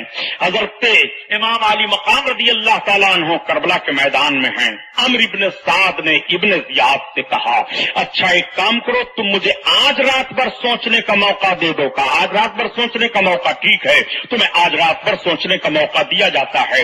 عمرو ابن سعد چلا گیا، جب سوتا ہے تو سوچنے لگتا ہے کہ سویرے سویرے امام علی مقام کے مقابلے میں جاؤں تو سزا ہوگی جہنم کی، اور مقابلے میں نہیں جاتا ہوں تو رائے کی گورنری چھوٹ رہی ہے، اگر ان کے مقابلے میں جاتا ہوں تو دین تو ملے گا مگر دنیا چلی جائے گی، اور ان کے مقابلے میں جاتا ہوں تو دین برباد ہوگا، دنیا مل جائے گی۔ آخر اس کا نفس امارہ غالب آ گیا، رحمانی طاقت اسے بتا رہی ہے دین اختیار کر لے، دنیا چھوڑ دے، امام حسین کی محبت اختیار کر لے، حکومت کی لالچ چھوڑ دے، لیکن شیطانی وسوسہ اس پر غالب آ جاتا ہے، اور عمرو ابن سعد نے فیصلہ کر لیا کہ حکومت ملنے میں آنکھوں کی ٹھنڈک ہے، حکومت ملنے میں لیے دنیا کے علم میں بہار ہی بہار ہے، اس لیے چلو حسین ابن علی کے مقابلے میں چلوں گا۔ رات گزر گئی، جب ابن زیاد کے سامنے یہ پیش ہوا تو ابن زیاد نے کہا کیا سوچا تم نے؟ کہا میں نے یہ سوچا ہے کہ میں جاؤں گا حسین ابن علی کے مقابلے میں۔ کہا ٹھیک ہے، 22,000 کے لشکر لے کر کے تم جلدی سے جلدی روانہ ہو جاؤ، مشیت الہی دیکھو، یہی 22,000 لشکر کفار کے مقابلے میں جا رہی ہے۔ یہ کفار کے مقابلے میں جہاد کرتے تو شہادت کا درجہ ملتا، کفاروں کے مقابلے میں ان کی تلواریں چلتی تو بے گناہ یہ تھے، کفاروں کے مقابلے میں تلواریں چلتی تو ان کے لیے شہادت کا جوڑا ہو جاتا، نجات کا پروانہ مل جاتا۔ مگر مسلمانوں، مشیت الہی ملاحظہ کرو اور دیکھو کہ جو مکمل کفاروں سے ٹکرانے جا رہے تھے مکمل اسلام سے ٹکرا گئے، جن کی تلواریں کافروں کے گردن پر چلنے والی تھی وہ مکمل مومنوں کی گردنوں پر چل گئی۔ آؤ ذرا دیکھو قدرت کے راز کو کون جان سکتا ہے، قدرت کے بھید کو کون پتہ لگا سکتا ہے۔ حضرت امام علی مقام تو میدان کربلا میں ٹھہرے ہیں، عمرو بن سعد سے یہ باتیں ہوتی ہیں، اور ہونے کے بعد عمرو بن سعد اپنے 22,000 لشکریوں کو لے کر کے کوفہ کے میدان کی طرف روانہ ہو گیا۔ میدان کربلا میں جب یہ 22,000 لشکریوں کو لے کر کے پہنچا اور 1,000 لشکری پہلے سے موجود ہیں، سب مل جل جاتے ہیں، حر ابن یزید ریاحی سے مکمل بات چیت عمرو بن سعد کی ہوتی ہے۔ امام علی مقام کے ساتھیوں نے عرض کیا شہزادے رسول، ایسا لگتا ہے کہ شاید ہمارے مقابلے میں اور بھی فوج آ گئی ہے، مگر اتنی فوج آنے کی ضرورت کیا ہے، ہم تو صرف 72 افراد ہی ہیں، اتنی فوج میدان میں اتری ہوئی ہے، معاملہ کچھ سمجھ میں نہیں آتا۔ آپ ذرا دیکھیے امام علی مقام فرماتے ہیں خاموش رہو، جو کچھ ہونے والا ہے وہ منظر سامنے آ جائے گا۔ تھوڑی دیر کے بعد ایک آیا قاصد لشکری پہنچتا ہے، اس نے کہا اس میں حسین ابن علی کون ہیں؟ حضرت امام علی مقام کی طرف اشارہ کیا گیا۔ حضرت امام علی مقام کے پاس گیا اور جانے کے بعد کہا ہمارے لشکر کے سردار عمرو بن سعد آپ سے ملنا چاہتے ہیں۔ حضرت امام علی مقام نے ملنے کی اجازت عطا فرما دی۔ اب حضرت امام علی مقام کی بارگاہ میں عمرو بن سعد کی پہلی ملاقات کربلا کی سرزمین پر ہو رہی ہے۔ عمرو بن سعد جب پہنچے تو انہوں نے سلام کیا امام علی مقام کو۔ امام علی مقام کے سامنے کھڑے ہو گئے۔ امام علی مقام نے فرمایا آؤ خیمے کے اندر آؤ۔ خیمے کے اندر بیٹھ جاتے ہیں۔ امام علی مقام رضی اللہ تعالیٰ عنہ فرماتے ہیں عمرو بن سعد بتاؤ تمہارا معاملہ کیا ہے؟ عمرو بن سعد نے کہا شہزادے رسول آپ جانتے ہیں حکومت نے مجھے بھیجا ہے، میں آپ کو گرفتار کرنے کے لیے آیا ہوں۔ آپ اگر نہیں ہمارے ہاتھوں پر گرفتار ہوں گے تو ہمیں سختی کرنے کے لیے بھی حکم دیا گیا ہے۔ حضرت امام علی مقام فرماتے ہیں عمرو بن سعد تم تو میرے حالات کو جانتے ہو، تم تو میرے حق کو پہچانتے ہو، تم ایسا کرنے پر کیوں تلے ہوئے ہو؟ عمرو بن سعد نے کہا شہزادے رسول چونکہ ہمیں حکومت میں حکمرانی کرنی ہے، ہم حکومت کی بنیاد پر مجبور ہو گئے ہیں، اگر ہم ایسا نہیں کریں گے تو ابن زیاد اور یزید ہمارے مکانات گروا دیں گے۔ امام علی مقام فرماتے ہیں عمرو بن سعد میں نئے مکانات بنوا دوں گا۔ وہ عرض کرتا ہے ہمارے بال بچے ہم سے چھین لیے جائیں گے، ان کے حفاظت و صیانت کی ذمہ داری عمرو بن سعد میں لیتا ہوں۔ حضرت امام علی مقام ارشاد فرماتے ہیں عمرو بن سعد تمہیں جو جو مجبوریاں آئیں گی ان ساری مجبوریوں کی ذمہ داری ہمارے سر ہے، لیکن تم ہمارے خون میں اپنے ہاتھ کو رنگین کر کے اپنی عاقبت کو برباد نہ کرو۔ عمرو بن سعد سوچ لو۔ امام علی مقام فرماتے ہیں عمرو بن سعد کی آنکھوں سے آنسو گرنے لگے۔ عمرو بن سعد نے سلام کیا اور اٹھ کر کے چلے آئے۔ لشکریوں نے کہا کیا معاملہ ہوا آپ؟ عمرو بن سعد نے کہا کہ پھر بعد میں بتاؤں گا۔ جب دوسری رات آتی ہے تو عمرو بن سعد پھر سرکار امام علی مقام کی بارگاہ میں آئے اور پھر وہی بات چیت ہوتی ہے، یہ پھر واپس چلے گئے۔ عمرو بن سعد سمجھ نہیں پا رہے ہیں اب میں کیا کروں، کس طرح سے معاملہ ہمارے ساتھ پیش آئے گا۔ عمرو بن سعد کو پھر ایک بار دنیا نے دھوکہ دیا، اس دھوکے میں عمرو بن سعد آ گیا۔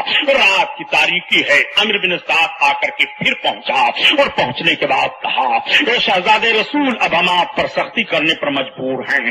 امام علی مقام نے فرمایا تم ساری باتیں بڑے غور و فکر کے بعد سوچ اور سمجھ لو۔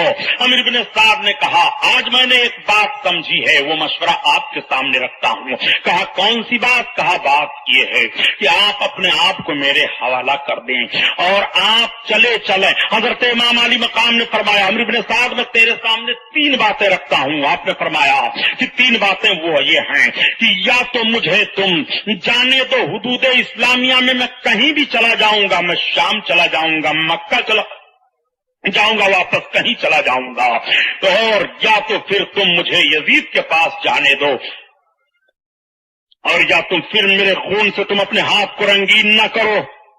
عمرو بن سعد نے کہا ٹھیک، ان تینوں باتوں کو میں لکھ کر کے بھیجتا ہوں ابن زیاد کے پاس۔ عمرو بن سعد صبح آنے کے بعد فوجیوں میں ایک تحریر تیار کی کہ حسین ابن علی کہتے ہیں کہ مجھے میری مرضی سے جانے دو۔ دوسری بات یہ ہے کہ حدود اسلامیہ کے کسی بھی شہر میں چلا جاؤں، میں مکہ چلا جاؤں، میں شام چلا جاؤں، یمن چلا جاؤں، مجھے جہاں بھی جانے دو تم، ہمیں کوئی اعتراض نہیں ہے۔ اور تیسری شرط یہ ہے کہ یا تو مجھے یزید کے پاس جانے دو، میں اپنا معاملہ طے کر لوں گا۔ عمرو بن سعد نے یزید کے پاس جانے کا معاملہ ابن زیاد کے پاس اس طرح سے لکھا کہ حسین ابن علی راضی ہیں کہ مجھے یزید کے پاس جانے دو، میں اس کی بیعت کر لوں گا۔ سمجھ پوچھ کر کے اتنی بات عمرو بن سعد نے اپنی طرف سے لکھ دی تھی کہ تاکہ ابن زیاد کے دل میں نرمی پیدا ہو جائے اور ابن زیاد اس طرح سے ہمارے سر سے یہ معاملہ ہٹا دے۔ اس بات کو لے کر کے عمرو بن سعد نے اتنی غلط بات خط میں دے دی تھی، لیکن جب یہ خط ابن زیاد کے پاس پہنچا تو اس وقت ابن زیاد کے پاس شمر فی الجوشن مردود موجود تھا، وہی کوڑی کتا جس کے تعلق سے اللہ کے حبیب نے ارشاد فرمایا تھا کہ میں نے نے دیکھا ہے کہ ایک کو ہی کتا میرے اہل بیت اطہار کے خون میں اپنا منہ ڈبو رہا ہے۔ شمر دل روشن بیٹھا تھا، جب ابن زیاد کے پاس یہ خط پہنچا تو وہ بھی نرم دل ہوا، وہ بھی سوچنے لگا کہ معاملہ تو ٹھیک ہے کہ جب یزید کی بیعت کرنے کے لیے حسین ابن علی تیار ہیں تو سر پر کاہے معاملہ لیا جائے اور اپنے سر پر یہ بوجھ کیوں لیا جائے، ٹھیک ہے اجازت دے دی جائے۔ لیکن فوراً شمر دل روشن بول پڑا، اس نے کہا پھر آپ کو کیا فائدہ ہوگا، آپ کو کیا سرخروئی حاصل ہوگی، پہلے آپ اپنی اطاعت کروائیے حسین ابن علی سے، تب آپ کے لیے کامیابی ہوگی۔ حسین ابن علی تو یوں ہی جانا چاہتے ہیں یزید کے پاس، اس لیے ہماری رائے نہیں ہے۔ فوراً وہیں دنیا نے اس ظالم کو دھوکہ دے دیا۔ اس نے کہا ٹھیک ہے پھر کیا کیا جائے؟ شمر نے کہا یہ بھی میں نے سنا ہے کہ آج 3 رات سے مسلسل امر ابن سعد حسین ابن علی سے کربلا کے میدان میں رات کے وقت جا کر کے مل رہا ہے اور ساز و باز کر لیا ہے، اس لیے خطرہ ہے۔ ابن زیاد نے کہا تو شمر میں تمہیں پوری ذمہ داری دیتا ہوں کہ جا کر کے کہہ دو امر ابن سعد سے کہ جلدی جلدی اپنا کام تمام کرے، اگر کام تمام نہیں کرتا ہے تو وہ رائے کا کاغذ جو حکومت بننے کے لیے اس کو دے دیا گیا ہے وہ کاغذ واپس کر دے اور اس کی پوری ذمہ داری تم لے لو۔ شمر مردود یہ خط لے کر کے کربلا کے میدان میں پہنچ گیا، امر ابن سعد کو دیا۔ امر ابن سعد لو یہ خط تمہارے نام میں لے کر کے آیا ہوں۔ امر ابن سعد نے جب خط کو پڑھا تو اب امر ابن سعد کے ساتھ ایک ہی معاملہ رہ گیا تھا، یا تو رائے کی حکومت کی لالچ چھوڑ دیں اور یا تو امام حسین پر تیر چلائیں، اپنے لشکریوں کو امام حسین پر چڑھنے کے لیے للکاریں اور اجازت دیں۔ امر ابن سعد نے ایک رات اپنے لشکریوں سے پوچھا تھا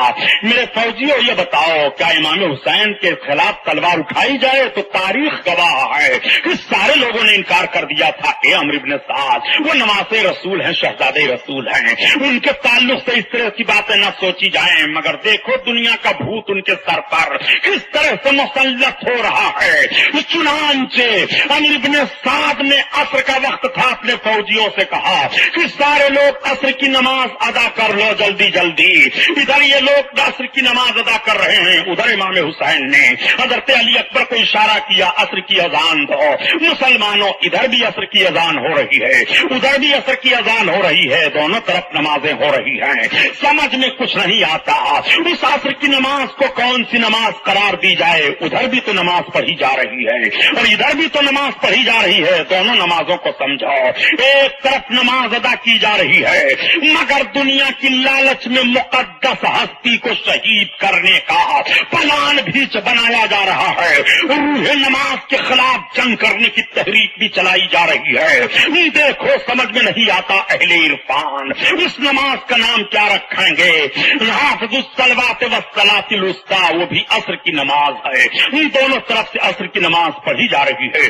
عصر کی نماز جلدی سے پڑھنے کے بعد امر بن سعد کے فوجی خیمے کی طرف بڑھے، تب تک حضرت عباس رضی اللہ تعالیٰ عنہ جو علمدار حسین تھے ان کی نگاہ پڑ جاتی ہے۔ آپ کہتے ہیں یہ سمجھ میں بات نہیں آ رہی ہے، لشکر ہماری طرف کیوں بڑھ رہی ہے، فوجی ہماری طرف کیوں آ رہے ہیں؟ اشارہ ہوا جا کر کے پوچھو ظہیر بن قیم اور حضرت مسلم بن اوسجا، حبیب بن مظاہر، یہ سب کے سب آگے بڑھے، حضرت عباس آگے بڑھے اور ان فوجیوں سے سوال کرنا شروع کیا تم لوگ آگے کیوں بڑھ رہے ہو، بات کیا ہے، کس لیے آ رہے ہو؟ کہا ہمارے سردار عمرو بن سعد نے بھیجا ہے۔ کہا عمرو بن سعد نے بھیجا ہے؟ کہا ہاں۔ کہا حملہ کرنے کے لیے اجازت دے دیا ہے؟ کہا ہاں۔ کہا ایک کام کرو پہلے رک جاؤ میں اپنے امام سے پوچھ لوں۔ حضرت عباس سے امام علی مقام سے پوچھنے چلے آئے اور حبیب ابن مظاہر، مسلم بن اوسجا اور ظہیر بن قیم بجلی سے بحث ہونے لگی کوفیوں سے۔ حضرت حبیب بن مظاہر کہتے ہیں اے لوگو تم رسول اللہ کے نواسے کا حق پہچانو، تم حسین سے لڑنے کے لیے آئے ہو اپنی دنیا بنانے کے لیے، یزید تمہیں کچھ نہ دے گا، تم تباہ و برباد ہو جاؤ گے۔ یزید کی غیر اسلامی حکومت کو حسین کے خون کی بنیاد پر اسلامی حکومت نہیں بنا سکتے ہو، تمہارا مقصد پورا نہیں ہوگا۔ حضرت ظہیر بن قیم بھی للکار رہے ہیں، تب تک ایک کوفی نے کہا اے ظہیر بن قیم، حضرت عثمان غنی کے خون کا بدلہ جب لینا تھا تو تم ان کی طرف سے تھے اور علی کی بغاوت کر رہے تھے۔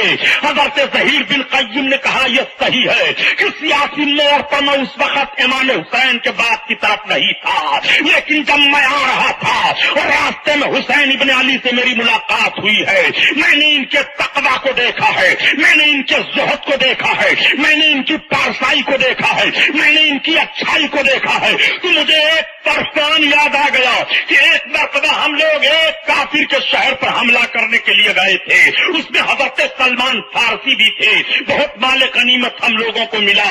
سلمان فارسی نے مال غنیمت تقسیم کرتے وقت فرمایا تھا کہ اس مال غنیمت سے وہ خوشی بہتر ہوگی کہ اگر کوئی حسین ابن علی کو پائے کہ وہ جہاد کے لیے جا رہے ہوں اور ان کا ساتھ دے دے تو اس مال غنیمت سے وہ خوشی بہتر ہوگی اور اس کو نجات کا پروانہ مل جائے گا۔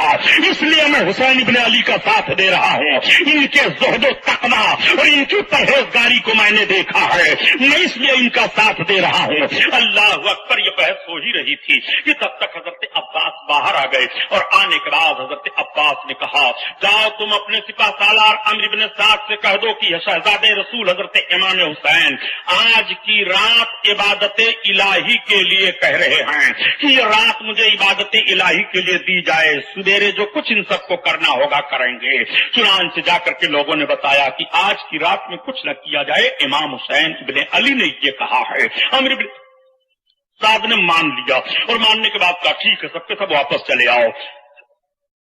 سارے لوگ واپس چلے آئے، یزیدی فوجی اپنے اس میں ہیں۔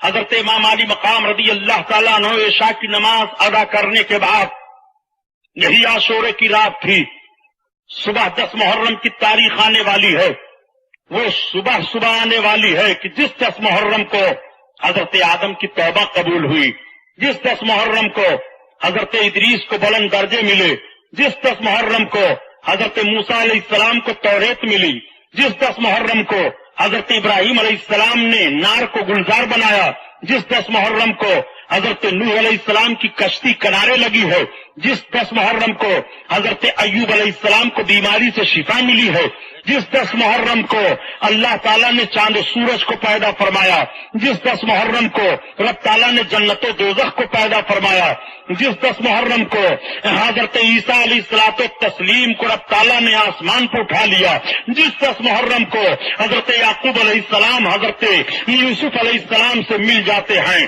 جس 10 محرم کو حضرت یوسف علیہ السلام کنعان کے کنویں سے نکالے جاتے ہیں، جس 10 محرم کو خوشخبری حضرت یوسف علیہ السلام کے بہنوں کو مل رہی ہے بھائی کی سلامتی پر، اسی 10 محرم کو حضرت امام حسین کی بہن زینب کو مصیبت کی خبر ملنے والی ہے، جس 10 محرم کو حضرت یعقوب علیہ السلام نے اپنے شہزادے کو دیکھا تھا تو آنکھوں کی بینائی پلٹ آئی تھی، اسی 10 محرم کو نواز رسول کے حلق پر خنجر چلے گا، علی کونین ملاحظہ فرمائیں گے، حضرت فاطمہ کو صدمہ ہوگا۔ یہ تاریخ کے آئینے ہیں 10 محرم کے بارے میں، اور 10 محرم ہی کو قیامت آئے گی، 10 محرم ہی کو حشر و نشر ہوگا۔ آپ ذرا ملاحظہ فرمائیے 10 محرم کی تاریخ صبح آنے والی ہے، امام علی مقام اس رات کو لیتے ہیں تو عبادت کے لیے لے رہے ہیں، اس رات میں فرصت طلب کر رہے ہیں تو عبادت کے لیے فرصت طلب کر رہے ہیں۔ امام علی مقام عشاء کی نماز ادا کرنے کے بعد اپنے تمام ساتھیوں کو اکٹھا بلاتے ہیں اور اکٹھا بلانے کے بعد ارشاد فرماتے ہیں جانتے ہو معاملہ کیا ہے؟ اب صبح کا سفیدہ نمودار ہوگا تو ہمارا استقبال تلواروں سے ہوگا، تیروں سے ہوگا۔ اب سارے حجت تمام ہو چکے ہیں، اب ساری باتیں ان کے سامنے رکھ دی گئی ہیں، اب سارا معاملہ ان کے سامنے پیش کر دیا گیا ہے، اب تلواروں کے علاوہ کوئی معاملہ نہیں ہے۔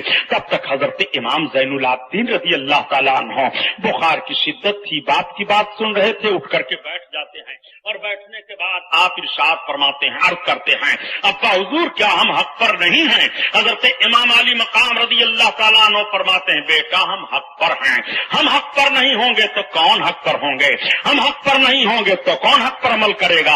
پھر ابا جان یہ پریشانیاں کیوں آپ بیان کر رہے ہیں؟ حضرت امام علی مقام ہے کہ ہمیں ذبح عظیم کی تکمیل کا معاملہ طے کرنا پڑے، انہی پریشانیوں کے ساتھ رب کو منظور ہے کہ ہمیں شہادت عظمیٰ کا جوڑا پہنایا جائے، انہی پریشانیوں کے ساتھ رب کو منظور ہے کہ دین نانا کے دین حق کی حفاظت کی جائے، انہی دشواریوں اور پریشانیوں کے ساتھ رب کو منظور ہے کہ حق کا پرچم بلند ہو.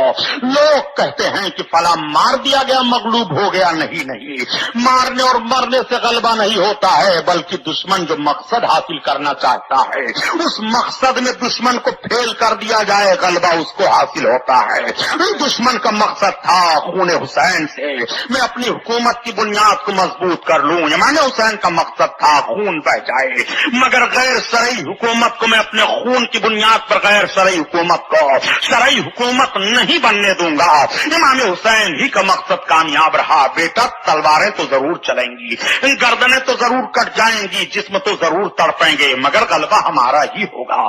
بیٹا ہمیں گھبرانے کی ضرورت نہیں ہے. اپنے بچے کو حضرت امام تسلی دیتے ہیں اور تسلی دینے کے بعد سارے لوگوں سے کہتے ہیں ایک مشورہ میں دیتا ہوں، سنو. اب خیمے کی تنابیں ایک دوسرے کی تنابوں سے ملا دو اور خیمے اکٹھا کر لو اور خیموں کے قریب ایک گڑھا کھود دو تاکہ دوسرے طرف سے دشمن کے آنے کا معاملہ ختم ہو جائے، اور اس گڑھے میں لکڑیاں بھر دو. سویرے سویرے ان لکڑیوں میں آگ لگا دو تاکہ پیچھے کے حصے سے ہمارے خیموں پر حملہ نہ کریں. ہمیں یقین ہے کہ ہمارے خیموں پر حملہ کر دیں گے. یہ سید زادیوں کے چہروں سے چادروں کو چھین لیں گے، لیکن رب ان کا حافظ و ناصر ہے. میرے ساتھیوں تم ایسا کرو. امام علی مقام یہ پیغام دینے کے بعد اب آتے ہیں جہاں سید زادیاں تھیں، جہاں حضرت امام حسین کی بہن تھی، حضرت امام حسین کی بیویاں تھیں. امام علی مقام آئے اور سب کو اکٹھا کرنے کے بعد سمجھانا بجھانا شروع کیا. حضرت امام علی مقام کی بہن حضرت زینب نے اپنے بھائی کے گلے کا بوسہ لے لیا. امام علی مقام نے اپنے بہن کی کلائی چوم لی. تھوڑی دیر تک خاموشی رہی.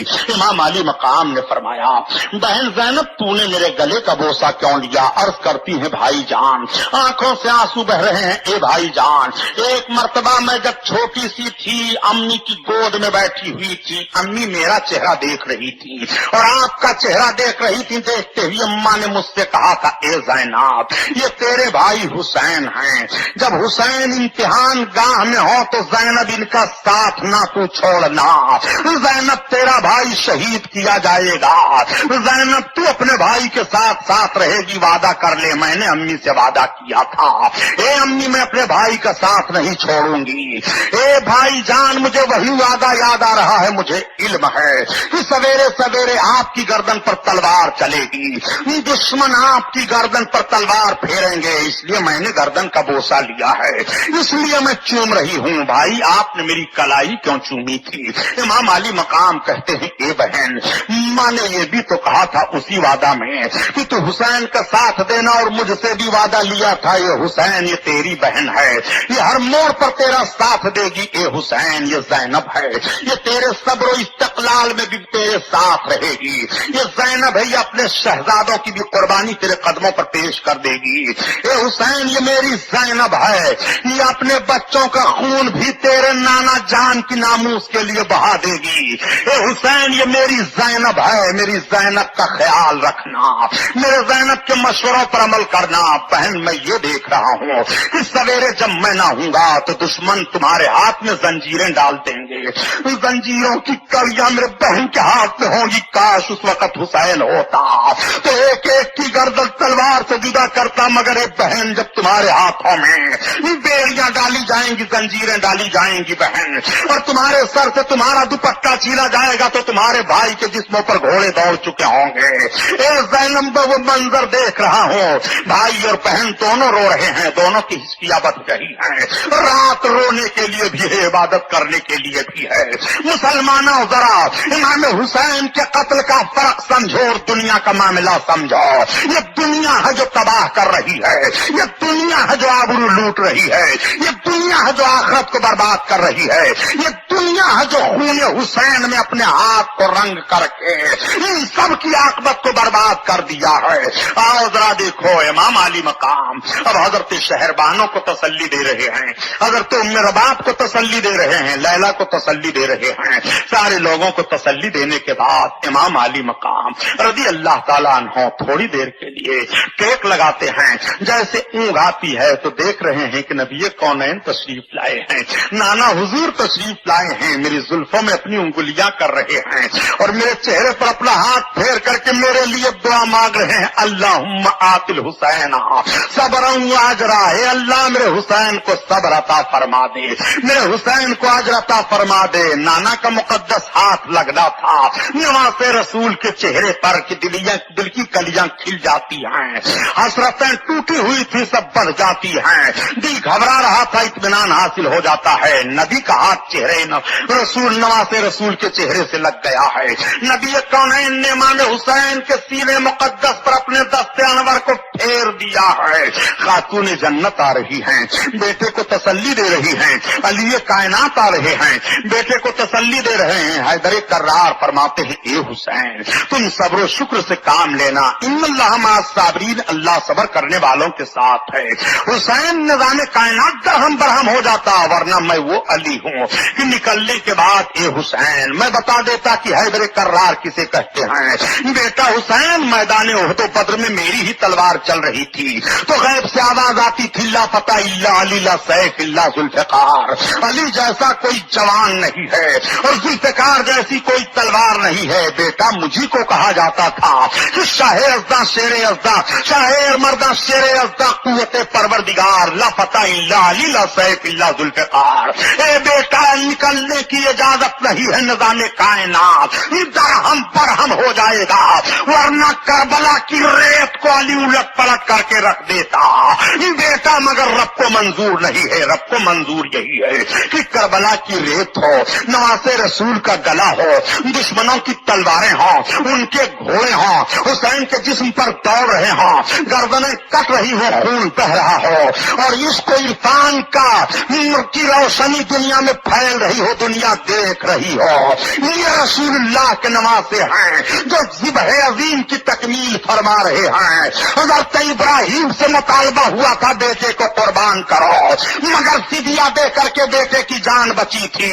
اس ذبح کی تکمیل کربلا کے میدان میں ہو رہی ہے, حسین کا خون بہ رہا ہے. اور ایک بات اور میں عرض کرتا چلوں اے پیارے مسلمانوں, میدان بنا میں حضرت اسماعیل علیہ السلام کی قربانی پیش کی گئی ہے اور نبوی شان و شوکت کے مطابق حضرت اسماعیل کی قربانی بارگاہ عزتی میں قبول ہے, مگر حضرت اسماعیل کی گردن نہیں کٹی ہے, ان کا جسم نہیں تڑپا ہے, مینا میں ان کا خون نہیں بہا ہے, ان کے جسم پر گھوڑے نہیں دوڑے ہیں. اگر مینا کے میدان کی قربانی قیامت تک بھلائی نہیں جا سکتی ہے تو کربلا کے میدان میں نماز رسول کی قربانی کیسے بھلائی جائے گی؟ مینا کے میدان میں تو جسم نہیں کٹا ہے, مگر کربلا کے میدان میں گردن کٹی ہے, کربلا کے میدان میں گھوڑے دوڑے ہیں, کربلا کے میدان میں جوانی قربان ہوئی ہے, کربلا کے میدان میں عباس کے بازو کٹے ہیں, کربلا کے میدان میں خیمے چلے ہیں, کربلا کے میدان میں شہزاد گانی رسول کے چہروں سے چادریں چھینی گئی ہے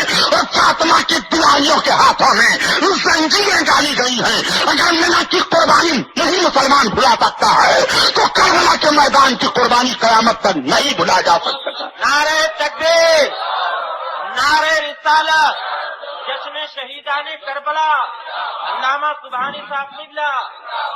اور نقشہ دیکھو کربلا کے میدان کا.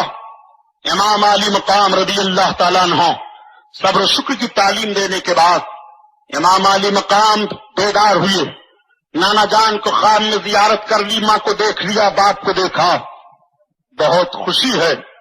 تیمم فرماتے ہیں, نماز تہجد ادا کرتے ہیں. تھوڑی دیر کے بعد صبح کا سفیدہ پھیلا, حضرت علی اکبر کو اجازت ہوئی, اذان فجر کی دیتے ہیں. فجر کی اذان دینے کے بعد نماز ادا کی جاتی ہے. یہ وہ نماز ہے جو سویرے سویرے کربلا کے میدان میں امام علی مقام رضی اللہ تعالیٰ عنہ چند نفوس قدسیہ کو لے کر کے ادا کر رہے ہیں. اس نماز کو دیکھو, روح نماز کو دیکھو. یہی وہ نماز ہے کہ نہ تیروں نہ تلواروں کے, نہ بیت اللہ کی دیواروں کے سائے میں نماز حق ادا ہوتی ہے, تلواروں کے سائے میں. اللہ اکبر, یہ نماز ادا ہو رہی ہے. نماز ادا کرنے کے بعد امام علی مقام اپنے تمام جانثاروں کو فرماتے ہیں کہ فوج کی ترتیب دے لو. 22,000 لشکر سے 72 لوگ ٹکرانے والے ہیں, مگر ترتیب سے صف درست کی جاتی ہے. بیچ میں حضرت مسلم حضرت عباس علمدار کو علم لے کر دیا جاتا ہے، داہنی طرف حضرت حبیب بن مظاہر کو، بائیں طرف حضرت ظہیر بن قیم بجلی کو، اس کے بعد حضرت مسلم بن اوسجا کو، اس کے بعد دوسرے جانثاروں کو، اس طرح سے ترتیب وار صف میدان میں لگ جاتی ہے۔ ادھر سے یزیدیوں کا نرغہ آگے بڑھتا ہے۔ امیر بن سعد نکلا اور نکلنے کے بعد اس نے امام علی مقام کی طرف تیر کمان کو ٹھیک کیا اور تیر کو چھوڑا، کہا اے کوفہ والو گواہ ہو جانا ابن زیاد اور یزید کے سامنے بتانے کے لیے کہ سب سے پہلے کربلا کے میدان میں امیر بن سعد نے حسین ابن علی کی طرف تیر پھینک کر کے جنگ کا آغاز کر دیا۔ امیر بن سعد پیچھے ہٹ گیا۔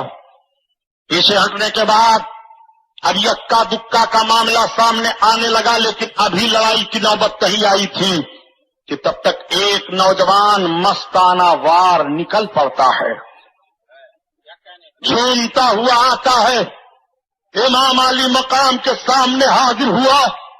امام علی مقام کی نگاہیں دیکھ رہی ہیں یہ تو وہی حر ہے۔ حر قدموں پر گر پڑے، سلام عرض کرتے ہیں حضور نماز رسول مجھے معاف کر دو، میں جب تک اس جنگ کو سیاسی جنگ سمجھتا رہا، میں سوچتا رہا سیاسی موڑ پر کوئی نہ کوئی ایسا موڑ آئے گا کہ آپ سے مصالحت ہو جائے گی، مگر اے امام جب میں نے ہر طرح سے دیکھ لیا کہ کوئی ایسا سیاسی موڑ نہیں آ رہا ہے کہ مصالحت ہو، اور میں نے دیکھ لیا کہ اگر آپ کی طرف میری تلوار اٹھی تو جہنم منہ پھیلائے ہوئے ہے، اب جہنم سے بچنے کے لیے شہزادے رسول آپ کے قدموں میں ہوں، پہلا مجرم میں ہوں جو میں نے آپ کا راستہ روکا تھا، یا شہزادے رسول میں معافی مانگ رہا ہوں، مجھے آپ معاف کر دو۔ حر کا اتنا کہنا تھا کہ بھیگی پلکوں کی چھاؤں سے حر آئے تھے، یہی تو وجہ ہے پیارے کہ نماز رسول سب کچھ برداشت کر لیں گے مگر کسی کے بھیگی پلک کا بوجھ نہیں برداشت کریں گے۔ حضرت امام علی مقام نے فرمایا یا حر انت حر من النار، حر جاتی جہنم سے آزاد ہے۔ جہنم سے آزادی کا پیغام سننے کے بعد حر نماز رسول کے قدموں میں سر رکھ دیتے ہیں اور سر اٹھانے کے بعد اپنی تلوار کو فضا میں بلند کیا۔ اے یزید نوازوں میں تم سے پوچھنا چاہتا ہوں، جو تم خام خواہ کے لیے کہہ دیتے ہو کہ حسین بغاوت کر رہے تھے میدان کربلا میں، ان کو ایسا نہیں کرنا چاہیے نادان۔ حر سے زیادہ تو کربلا کا نقشہ سمجھ رہا ہے، حر سے زیادہ تو کربلا کے سیاسی داؤ پیچ کو جان رہا ہے، حر سے زیادہ تو دنیا دار کربلا کے میدان میں بنا ہوا ہے۔ حر جب تک سمجھتے رہے یہ سیاسی موڑ ہے، یزید کی طرف تھے، لیکن جب حر نے دیکھ لیا کہ حسین سے جنگ نہیں ہے، حق سے جنگ ہے، حسین سے جنگ نہیں ہے، رسول سے جنگ ہے، حسین سے جنگ نہیں ہے، علی سے جنگ ہے، حسین سے جنگ نہیں ہے، عثمان غنی سے جنگ ہے، عثمان غنی سے جنگ نہیں ہے، عمر فاروق اعظم سے یہ جنگ ہے، عمر فاروق اعظم سے یہ جنگ نہیں ہے، بلکہ ابو بکر صدیق سے یہ جنگ ہے، اور ابو بکر صدیق سے یہ جنگ نہیں ہے، رسول کائنات سے یہ جنگ ہے، اور رسول کائنات سے یہ جنگ نہیں ہے، بلکہ رب العزت سے یہ جنگ ہے۔ تو فوراً یزید نے ساتھ یزید ابن حر ابن یزید ریاحی نے فوراً ساتھ چھوڑ دیا اور امام کے قدموں پہ اپنے سر کو رکھ دیا۔ حر نے فیصلہ دے دیا کہ کربلا کی لڑائی اقتدار کے لیے نہیں ہے۔ حر نے امام کا ساتھ نہ چھوڑا ہوتا اگر وہ سمجھتے کہ اقتدار کی لڑائی ہے۔ بتاؤ یزیدی ذہن رکھنے والے نجدی بدماشوں کی گود میں پلے ہوئے لوگ، میں آپ سے پوچھنا چاہتا ہوں اب بھی یزیدیت نماز باتیں کرتے رہو گے؟ حر نے تمہاری تعبیر پر آخری کیل ٹھوک دیا ہے کربلا کے میدان میں۔ یہی حر نماز رسول کے قدموں میں ہیں۔ یا شہزادے رسول پہلے مجھے اجازت دی جائے، میں ان کے مقابلے میں تلوار لے کر کے جاؤں گا۔ حضرت حر تلوار لے کر کے آگے بڑھنے والے تھے، تب تک ایک بوڑھی خاتون اپنے نوجوان بیٹے کو لے کر کے نماز رسول کے قدموں میں آ جاتی ہے۔ یہ کون ہیں؟ یہ حضرت عبداللہ ابن وہب قلبی ہیں۔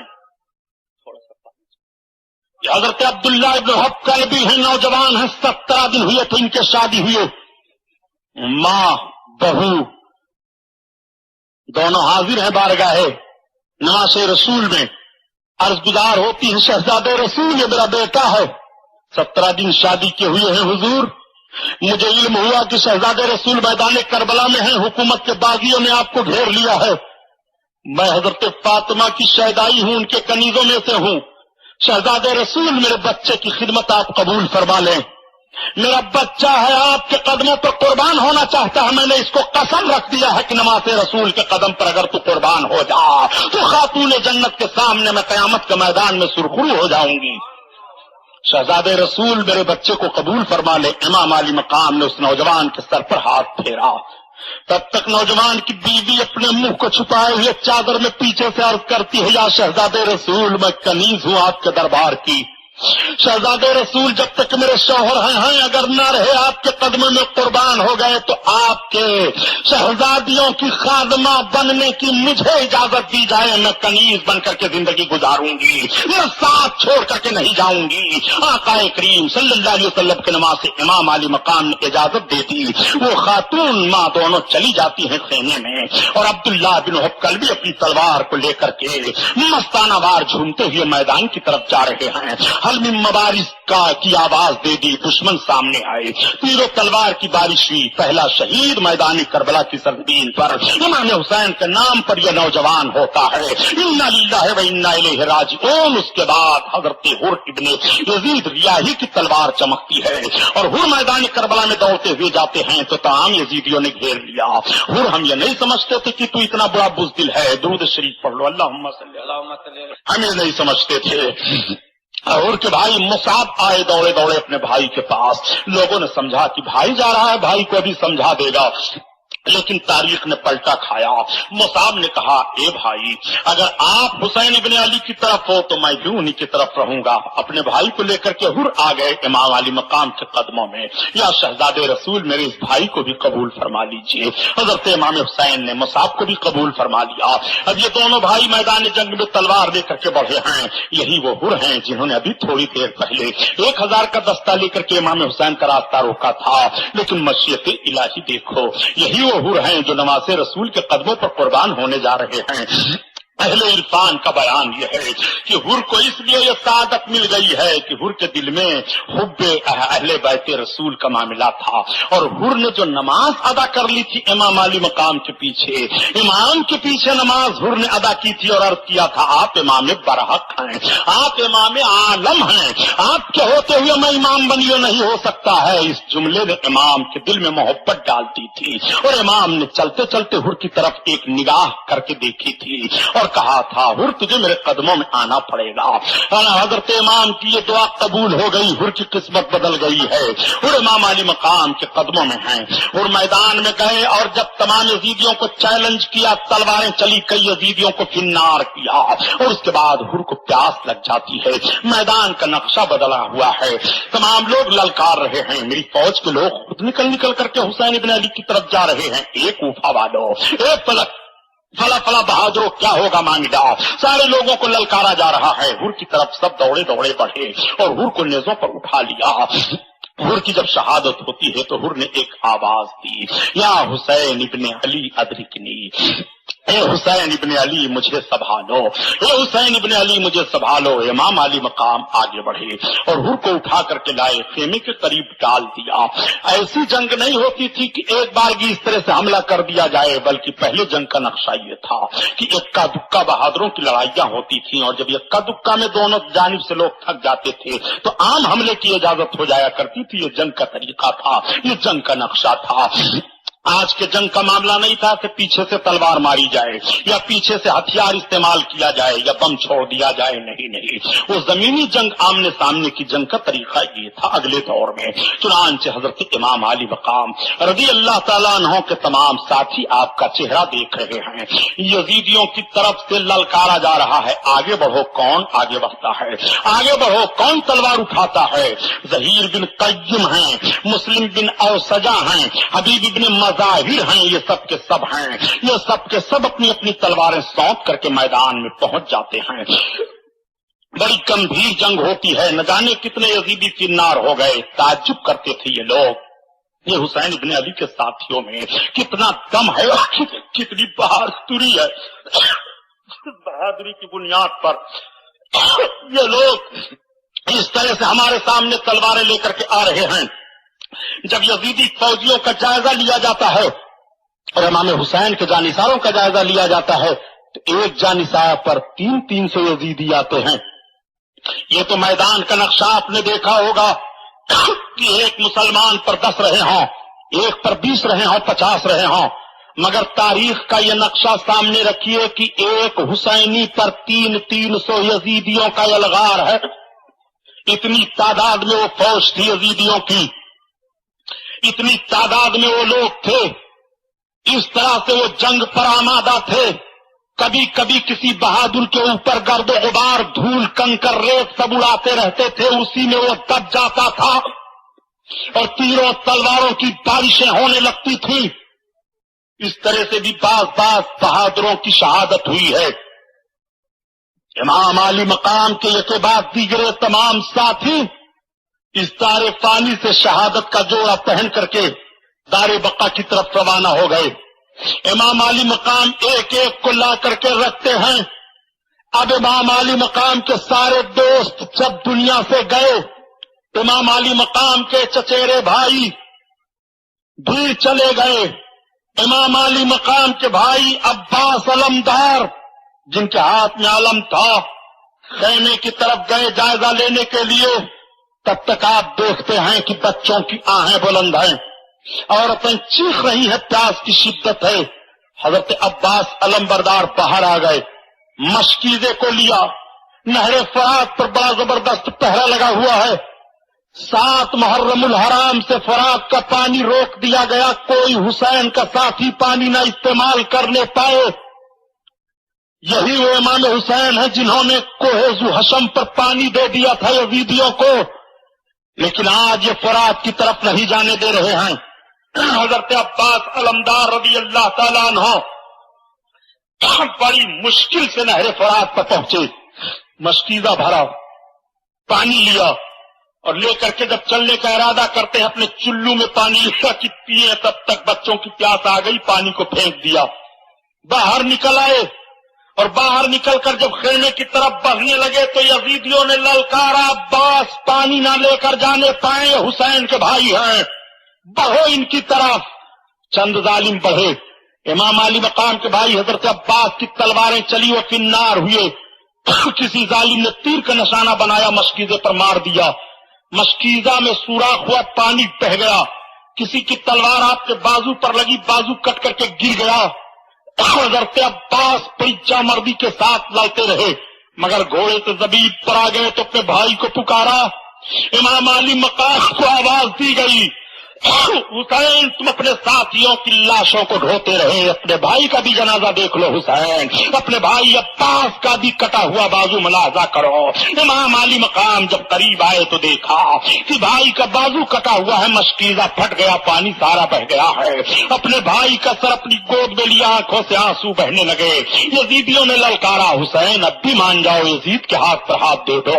حسین کتنے جوانوں کو تم نے کربلا میں سلا دیا ہے، اب بھی تمہارا دل نہیں مانتا ہے. حسین تمہارا بھائی، تمہارا بازو تمہارے لیے کٹا چکا ہے، لیکن اب بھی تمہارا دل نہیں مانتا ہے. حسین اب بھی ان سب کو بچا دو. حسین وہ وقت تم دیکھنے والے ہو جب تمہارے خیمے لوٹے جائیں گے.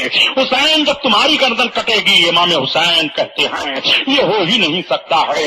میں فاسق و فاجر کے ہاتھ پر اپنا ہاتھ رکھ کر کے اسلام کے چہرے پر کالک نہیں لگاؤں گا. میری زندگی رہے یا نہ رہے، میرے بچے رہیں یا نہ رہیں، یہ ساری قربانیاں مجھے منظور ہیں، مگر یہ نہیں ہو سکتا ہے. امام علی مقام اپنے بھائی کے مقدس جسم کو لا کر کے جیسے خیمے کے قریب پہنچے تو عورتوں کی چیخ نکل جاتی ہے. امام فرماتے ہیں ان اللہ مع الصابرین، تم سب سے میں نے صبر و شکر کا وعدہ لے لیا ہے. اے خواتین، میں نے کہہ دیا تھا تمہیں رونا ہو تو ساتھ چھوڑ دو. میں نے کہہ دیا تھا میں تمہارے ساتھ حفاظتی دستہ کر دیتا ہوں، اپنے اپنے بچوں کو لے کر چلی جاؤ ورنہ تم نہ دیکھ پاؤ گی. تو تم نے کہا تھا نہیں، ہم صبر و شکر کا دامن نہیں چھوڑیں گی. اس لیے حسین کو نہ ستاؤ، کسی کے آنکھ سے آنسو نہ بہے. رب کی مشیت پر راضی رہو، رب کو منظور ہے ہمارا امتحان اسی طرح ہو، اس لیے اس کی رضا پر راضی رہنا بندے کا کام ہے. وہ بندہ ہی کیا جو قربان نہ آقا پر ہو جائے. اس لیے عورتوں خاموش رہو، خاموش رہو. امام علی مقام آتے ہیں، آنے کے بعد تیاری کرتے ہیں کہ اب میں میدان جنگ میں جاؤں، لیکن امام حسین کو میدان جنگ میں نہیں جانے دیتی ہیں۔ حضرت زینب رضی اللہ تعالی عنہا اپنے دونوں چھوٹے چھوٹے شہزادوں کو لاتی ہیں۔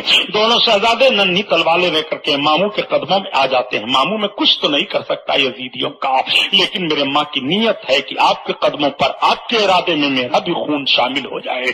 ماموں ہمیں بھی تو اجازت دے دو، امی تو تلوار لے کر کے میدان میں جا نہیں سکتی ہے، مگر ماموں ہمیں تو اجازت دے دو، میں وفاداری کا ثبوت دینا چاہتا ہوں۔ میں اپنے باپ کو منہ دکھانے نہ جاؤں گا، میرے باپ اگر پوچھ لیں گے اے میرے بچوں تم کچھ نہیں کر سکتے تھے تو اپنے ماموں کے قدم پر خون ہی بہا دیے ہوتے، میں تو موجود نہیں تھا مگر تم نے ان کا ساتھ کیوں نہیں دیا؟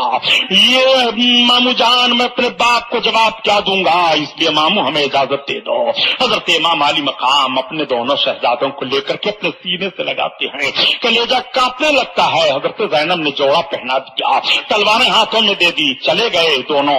جب رن میں جاتے ہیں تو دیکھنے کے بعد یزیدیوں نے کہا اے حسین اب کیا تمہارے پاس کوئی تمہارا حمایتی نہیں رہ گیا ہے؟ اب تم چھوٹے چھوٹے بچوں کو بھیج کر کے اپنی جان بچانا چاہتے ہو؟ تب تک ان دونوں شہزادوں نے پکارا ہمیں ماموں نے نہیں بھیجا ہے، ہم خود آئے ہوئے ہیں، ہم جان بچانا نہیں چاہتے ہیں، ہم جان قربان کر دینا چاہتے ہیں، ہم کربلا کے میدان میں اپنے ماموں کی طرف سے اپنی ماں کا فدیہ بن کر کے آئے ہوئے ہیں۔ میری ماں تو میدان میں تلوار لے کر نہیں آ سکتی ہیں، مگر کربلا کے میدان میں میں آیا ہوں اپنے ماں کی طرف سے اپنے ماموں کے قدموں پر قربان ہونے کے لیے۔ آؤ تم میں دم خم ہو تو کئی یزیدیوں کو فنار ان بچوں نے کیا، زمین کانپنے لگتی ہے، آسمان تھر تھرانے لگتا ہے، سورج اپنی شعاؤں کو سمیٹ رہا ہے۔ مولا یہ کیا معاملہ ہونے والا ہے، یہ کیسا امتحان ہو رہا ہے؟ یہ چھوٹے چھوٹے بچے اپنا خون تیرے محبوب کے دین کی حفاظت کے لیے اس طرح سے بہا رہے ہیں، آواز آ رہی ہے سن لو، اس لیے یہ اپنا خون بہا رہے ہیں تاکہ محبوب کے امتیوں کے بچوں کو دین کے لیے خون بہانے کا جذبہ پیدا ہو جائے۔ زینب کے بچوں کی طرح سے بہنیں اپنے بھائیوں کے قدموں پر دین کی بات آ جائے تو اپنے شہزادوں کو قربان کرنے کا جوش لے لیں۔ زینب للکار رہی ہے میدان کربلا سے اے نانا جان کی امت کی عورتوں، اگر تمہیں اپنے بچوں کو دین کے وصول کے لیے قربان کرنا ہو تو دیکھ لو میرے شہزادوں کا حشر دیکھو، میرے شہزادوں کے خون کو رنگینی ماحول